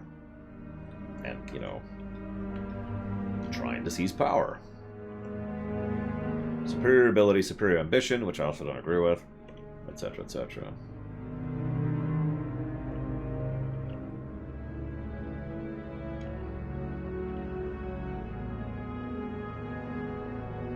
Well, I mean, the genetic engineering has always kind of been magic, the way they do it in Star Trek.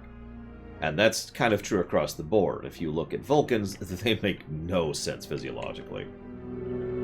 So, you know.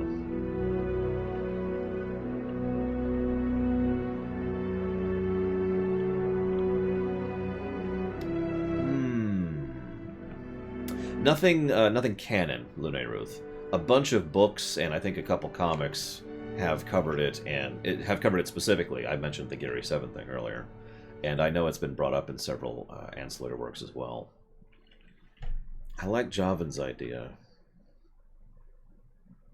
Ooh.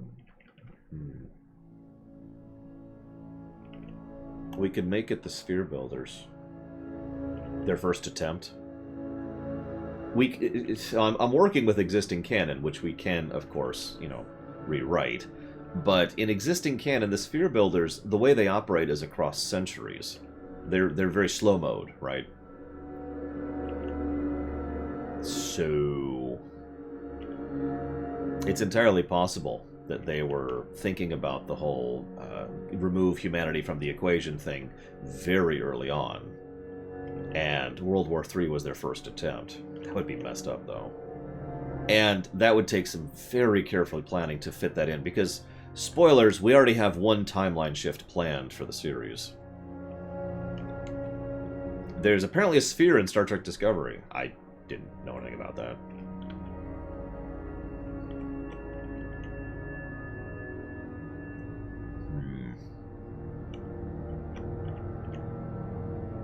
And eat less. Okay, that's important. They literally process less intake. Despite being, you know, the kind of people who could probably live on several Big Macs a day without even breaking a sweat. But let's not get into that, like I said.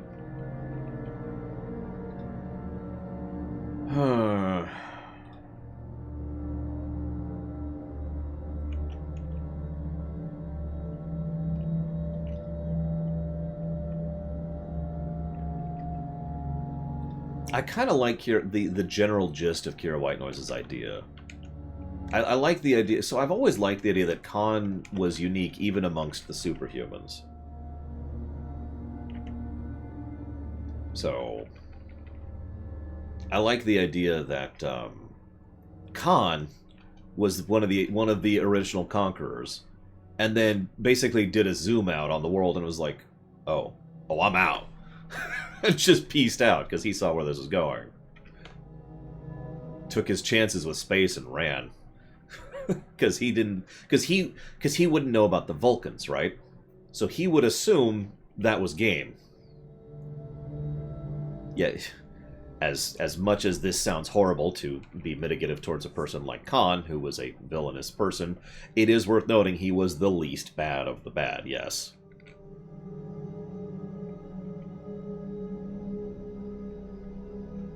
What the heck is camouflage, my kimono?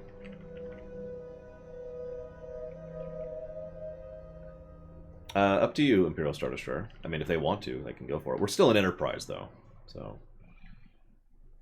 Yeah, not everyone knows that era. It's a song from the 80s. I don't know real music all that well. I do apologize. So, probably have not been deliberately quoting anything, though.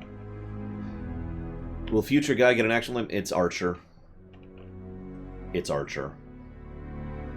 I don't know if we're going to have him be Archer. Anyway, someone asked about canon. Canon is just defined as whatever the current owners of the work say counts as continuity. That's all canon means.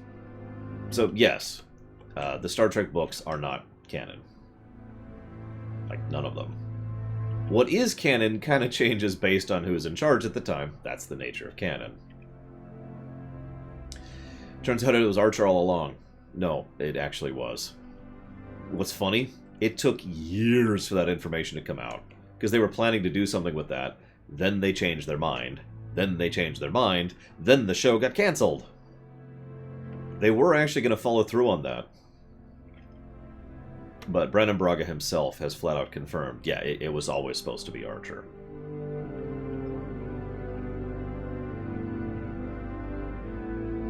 But yeah, that was like just 5 or 6 years ago. It's really recent when he finally confirmed that.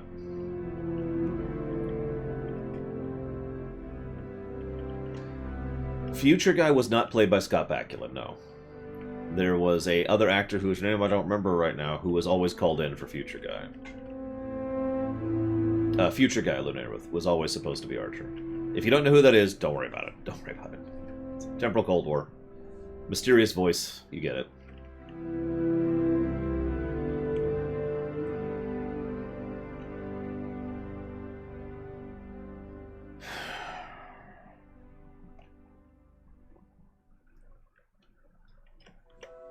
I'm liking Javin's idea. The fact that you don't remember Future Guy is actually really funny to me, Lunayrov. And I don't mean that as an unkindness, because, God, nobody cared about Future Guy. He was just such a nothing burger.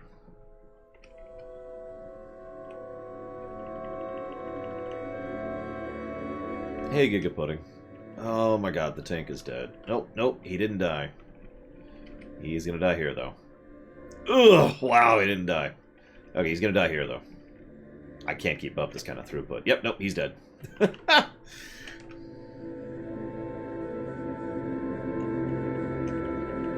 do not have that many cooldowns at this level. Yeah, exactly, Jaludo.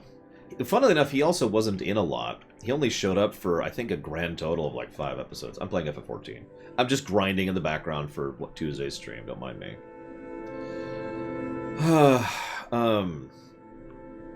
Am I bringing in the Nakul?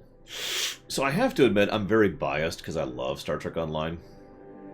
But I'm also very hesitant because they are following a continuity we are not, which means anything we bring in we have to very carefully think about. That being said, I do like what they did with the Alachi, and I do like the idea of utilizing that. I'm not sure about the Nakul, though. No, so, okay. There's a character called Future Guy. He's in about 5 episodes. And he is this, vague kind of mysterious voice thing because he comes from a timeline and has limited time travel technology where he can communicate with the past, but only vaguely, and that's kind of it. He can't actually travel to the past. He has been interacting with a group called the Sulaban, and he is effectively their leader by virtue of having given them all sorts of information and future tech as bribes for them to do his bidding as he attempts to influence and interact with the timeline, being a member of the Temporal Cold War. He ends up being in opposition to several other aspects of the Temporal Cold War, or several other factions of the Temporal Cold War, excuse me. Yeah, that's him, black silhouetted person. That's the one. If you're asking me how exactly he was going to be Archer, well, you're going to have to ask Brennan Braga because he didn't say in the interview, and I don't have the power to reach out and interview the guy, so that's kind of the extent of that. Yes, tribbles are a major threat and must be executed. Okay, I'm kind of kidding, but if you really think about it, tribbles are actually a terrifying thing if left unchecked. Really.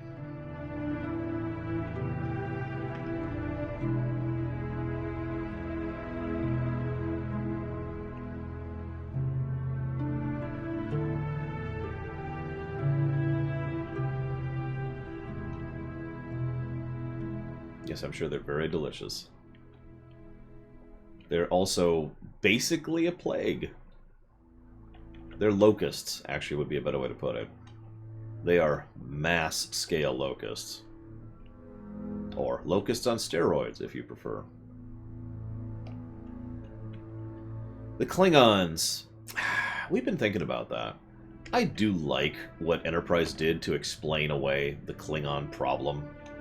Because, okay, when it comes to fiction, I'll talk about this when we get there, and retconning things, you have 3 general options. You can explain it, you can ignore it, you can embrace it. So, in Star Trek Deep Space Nine, they ignored it. That's it. I mean, they made a joke out of it, but that's it. But they never actually embraced it. And they never actually explained it until Enterprise came along, when they finally decided to sit down and actually explain it. Now, it's worth noting that I am admittedly more biased towards that than I otherwise would be because of Star Trek Online, which took that idea and ran with it. And actually did even more with the idea.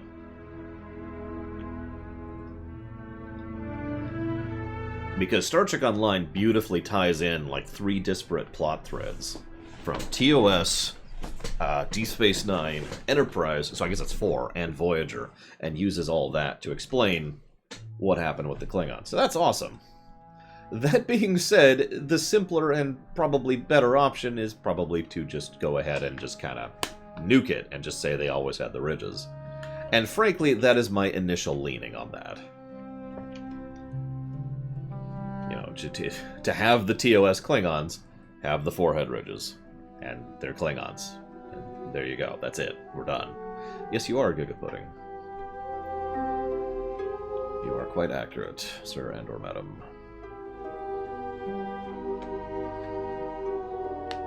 Very true, Javan.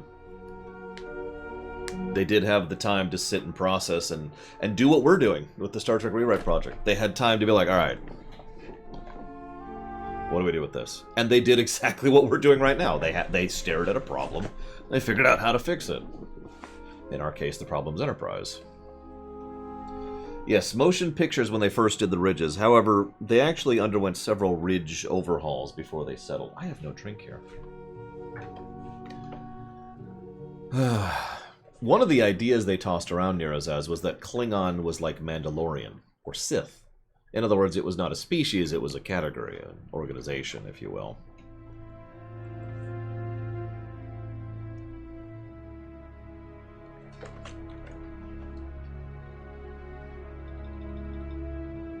which would not neatly explain it, but would be an explanation for it. It's just the problem is that runs into the obvious question, why did we only encounter, you know, humanoid, you know, non-ridge Klingons in the past, and why do we never encounter non-ridge Klingons in the future? Now that can be a thing that's explained away, but you can see why there's automatically, it's one of those, alright, we've solved this problem, now we have 3 problems kind of deals.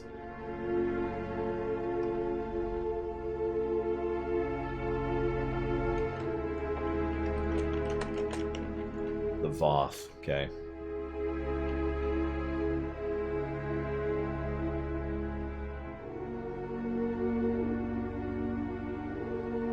Oh, I'm sorry, you mean the Gorn. Sorry.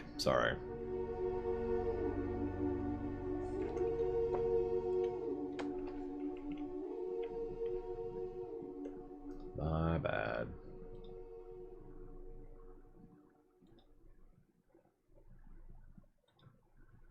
Yeah, that episode was surprisingly good when I went back through it, Baron. I forgot how good that episode was until I went back through it. I was like, oh, hey, this is... huh. Who knew?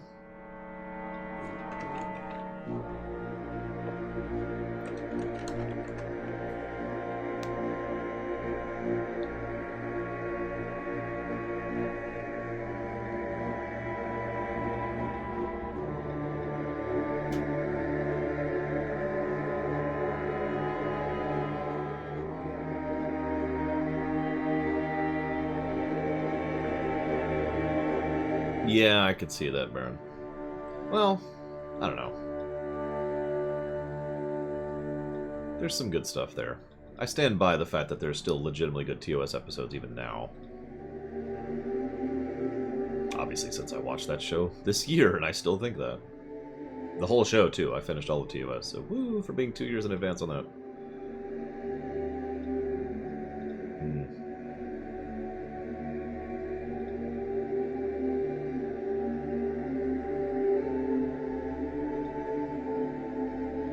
So now you got me thinking. Because now it's a question.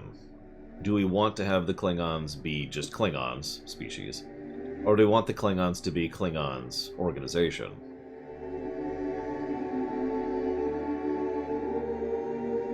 Because that's a sea change. That's something that needs to be decided well in advance.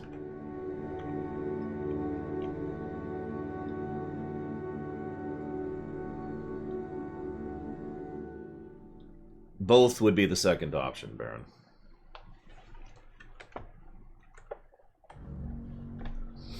It would be the Sith thing, like I was just talking about.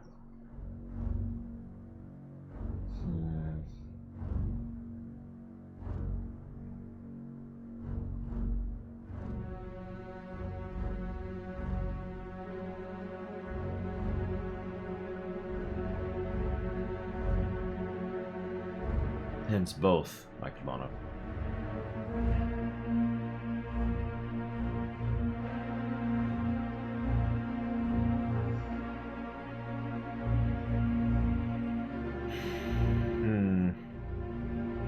I think I'm gonna have to consult Mr. Reloaded on this one. I can't make a sea change decision on my own. Something to consider. Klingons, yes, no. World War III, sphere builders. So that's something to think about.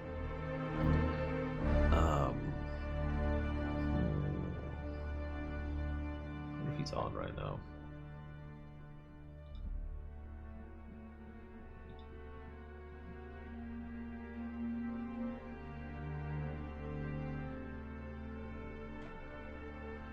Hello, Jesus the Dia. Welcome to the stream. You've picked an interesting day to start following, since we're mostly doing just discussion, so this is kind of our podcast day. We have a podcast, a podcast, a podcast, and a podcast. 4 separate ones on Sundays. I swear we stream actual games, too. Where is Mr. Reloaded?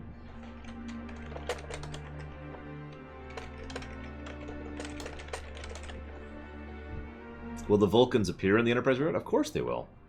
The Vulcans...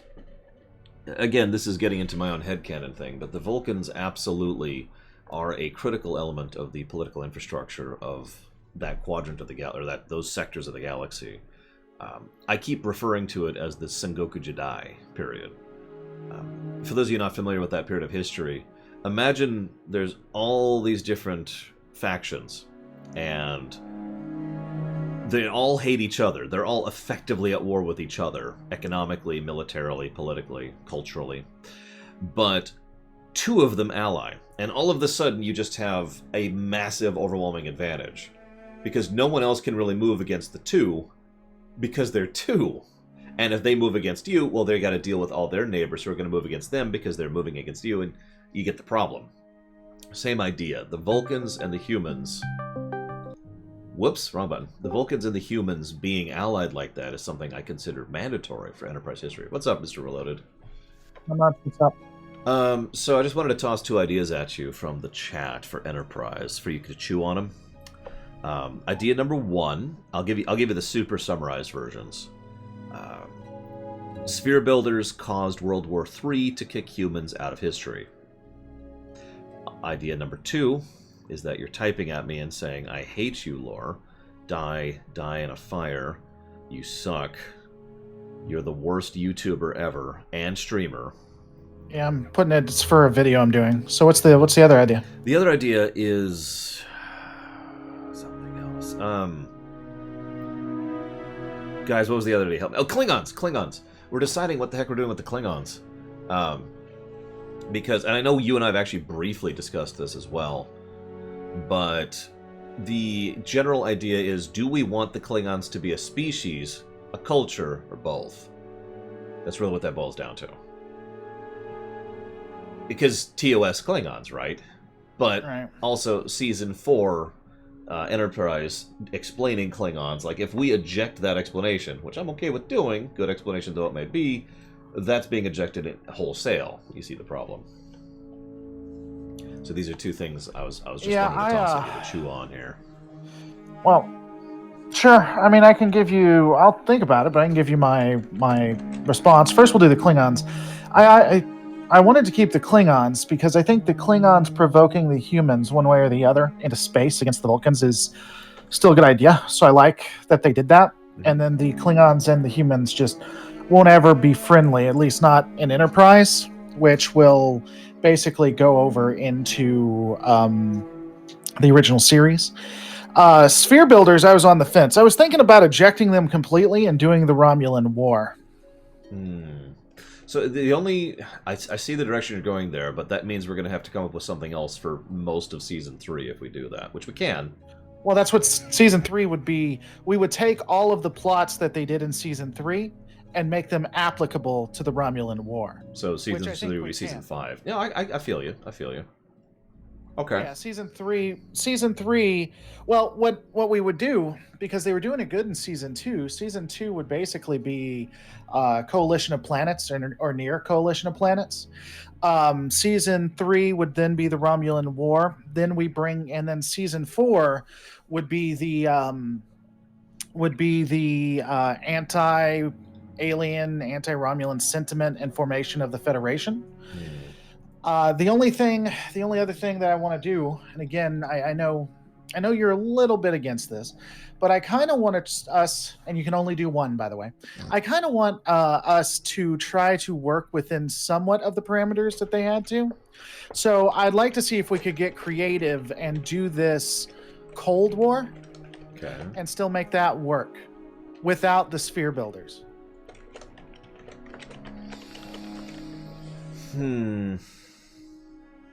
And the reason why I think, and let me explain why I think we can eject the Xindi War and it still be okay with executives. The Xindi War wasn't as far as I can tell, wasn't an executive requirement. It was just a shakeup. So the Xindi didn't have to be there, right? It could be the Romulans. It could be anybody, yeah. Yeah. But the Cold War was a requirement, and I just think I think it's nice for us to be pushed. If we're gonna so generalized thoughts, not specific thoughts. If we're gonna replace the Xindi, I think we should replace them with someone who is later on a Federation member. Well, I just did the Romulans. Less later on. You get my point, though, right? The Romulan War. No. I'm down for the Romulan War.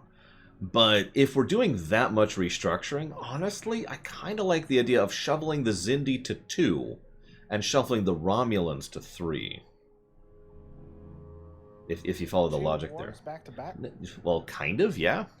We could also do the Romulans in 4 and shuffle 4 to 3, because that could be a good breather season, right? So that way it would be 1, Foundation of the Federation, 2, Zindi, 3, season 4, you know, all the general kind of story arc stuff with the Vulcans and all that fun stuff, and the superhumans, and then 4, Romulan War, and end on the Romulan War, which I think would lead nicely into TOS. Thoughts? Yeah. Yeah, when did Algernon technically happen? Was it TOS or Enterprise? Neither. It happened in between. Oh, okay. That's fine. Which I only know because I looked at it. I guess it makes sense because they were still having issues. The only thing... Okay. Yeah, I don't hate it. We'll have to talk about, I think, some of the things we can do with the temporal thing we'll have to do offline. But I think I think we're having the same idea for Sphere Builder replacement, but we can't talk about it right now because it sounds like you're online. I am currently streaming, yes. Everyone say hello. This is Mr. Lore Reloaded. He's awesome. Didn't even wish me a happy birthday. Listen, your birthday will be well wished later, sir. Sir. Okay. Thank you very much. Guys, do not wish him a happy birthday. He doesn't get one now. No, I'm kidding. Happy birthday, dude. Well, thanks, man. I was just giving you a hard time anyway. You tell me you're getting at least like a slice of cheesecake or something today, like something, you know. No, I'm taking most of next week off, and I'm not even going to be in town, so I'm trying to get everything done right now for that. Makes perfect sense, yeah. So my celebration is being pushed off till then. No, yeah, I'm with that. My sister will do the exact same thing. She has this thing where she's like, "Hey, it's my birthday." Pause. I can't do anything, but in a week. ... Right. So. Exactly. You're getting several happy birthdays from my chat, by the way. Oh, well, thank you. I can go. Name should be Nicholas. So that's a good question. Who's lore and who's data? I'm pretty sure we're both the lore to some other reality's data at this point. I think I've confirmed that at this point in my life. Well, I mean, it's true. If you're online, there's generally always going to be a channel that hates you. So to somebody, we're... That's true. We are the greatest darkness ever known to the YouTube verse or whatever. I can't even do it with a straight face. I'm barely even kidding. I mean, seriously, there's going to be people that hate you that have channels, so there you go. Dude, I told you about the creepy thing. Oh, no, I didn't tell you about that. Someone accused me of being creepy for not liking sex and gore in my fiction. Huh. Just... What? Anyways... I mean, I'm a huge fan. Well, I forgot your milk toast with your channel. Never mind. Anyways, point being, I was gonna say something that I don't think is appropriate right now. Well, I do appreciate the intent, but okay, I'm gonna let you go. I'm sorry for bugging you. I just wanted to toss those big ideas at you really quick here. Doing stuff I really don't want to do. You know how that goes. I understand exactly how that goes. I am currently doing something I don't want to do, but I'm also doing something I do want to do, so that's cool. I cannot complain. Well, I mean, just to go with Emperor Valerian. Sorry. Wow, I slaughtered that one. Valerian. That's your name from now on, Valerian. Just so you know, we have redubbed thee. That's great. I love it. I have to search in my mind where that's from. You don't like nude mods from Morrowind. Yes, it's not liking nude mods from Morrowind. I mean, it's about... No. Did you actually read what he said, though? The mockery in his tonality? You are so creepy, Lore. He's screaming at you. Yeah, for not liking nude mods. There's something wrong with you. Anyways, sorry. I am going to let you go. I apologize for that. Every time I say his name, I'm going to say it wrong now. Valerian. It's Valerian now. Differently. Every time I'll say it differently. Valerian. No, Valerian. Get kind of French with it, you know? That's what I do to my audience. I don't know if you've ever noticed, but if I get quite a few comments on a mispronounce of the word, if I get enough, every time I talk about that word, I say it differently, but every one of them's wrong. See, I try to do the opposite. I struggle with my pronunciations enough as is without having to, you know... Oh, I do too, and I'm tired of people calling me out on it. So now I just have fun. So now it's just screw it, whatever. Yeah, like the Ceratos. No, I know exactly how to say it, but it's gonna be Ceratos, Ceratos. Eritus. I mean, I'm just all hands. Wow. I see. This is why people come to me, because they love me for who I am. That's an interesting interpretation of events. Well, I mean, yeah, everybody likes the abusive I have boyfriend, gotten I guess. 3 freaking things. Anyways, I am actually gonna go ahead and let you go now, though. So But I'll I'm see. having fun on your channel. On your thing. That's great, but I need to chop off the stream anyways because I need to get ready for my second stream and then my third stream, and then I get ready. We are still on for tonight. Confirmed tonight. Yeah, sure. See, I love the commitment, guys. We're on for the stream tonight, and his response is, "Yeah, I mean, you know."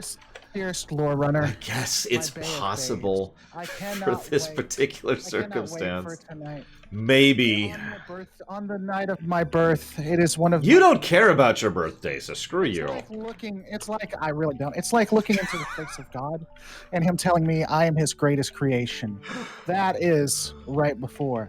If I had a chance to marry my soulmate or be on the show tonight, I'd pick the show tonight. I mean, I would too, personally, but that's, you don't need to hear that. Which is overrated. Don't even get me started on that one. So, I mean, Right, yeah. I'll talk to you later. Social constructs later. Yes, we'll talk about social constructs during the 4 p.m. Whatever setup. But yes, we will be having Star Trek tonight. So there you go, confirmed, guys. Let's see, dude. There we go.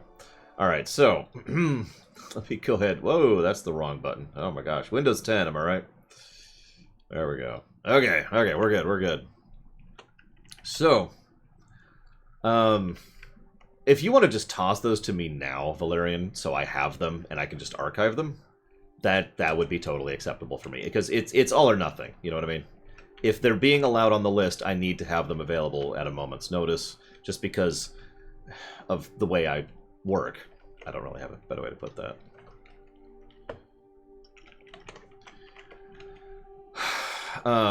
I understand, Valerian. I just wanted to say, I'm committed at this point. They're added to the list, which means I'm committed, which means if you want to back me up, you're awesome. So that's where we're at on that one. Okay. How do I have 4 different podcasts? Loreweek, MLP, Star Trek. It's actually 3 podcasts, but whatever. 3 podcasts plus 1? I don't know how you quantify. We're just going to say 4. We're just going to say I have 4 podcasts. That's what we're doing. We are doing it live, more or less literally. This is like the worst. Is anyone else here? That person's. We have 3 people now. Is anybody busy in FF14 right now and wants to go to, what's the name of this zone? The Dravanian Hinterlands to help us kill this boss? Like, this guy has 1 trillion health. And I just sort of I've been idle moding without even really thinking about it. And everything in this game has 1 trillion health, so I wasn't really thinking too much about it. And I'm, talking about Star Trek and talking with you guys. And then I just look up and I notice his health was at 80%. And I'm like, okay, what? Why is his health at 80%? I have chosen incorrectly. I mean, honestly, if no one's going to join us, it probably is better to just bail on this. No, it's not the turtle. It's Jangle-type Magitech Vengbob G3. It's the Metal Gear's Revengeance is the name of the fate that we're doing right now. Yeah, unless more people show up now, I think bailing is probably the better option. This is not really an efficient use of time. Puke up. Yeah, let's go ahead and bail. Where's the door? Where's the door? Where's the door? Bail. Wow, that leashed in a hurry. Jesus. Ladies and gentlemen, that is it for Loreweek. I'm gonna go ahead and chop off the local recording.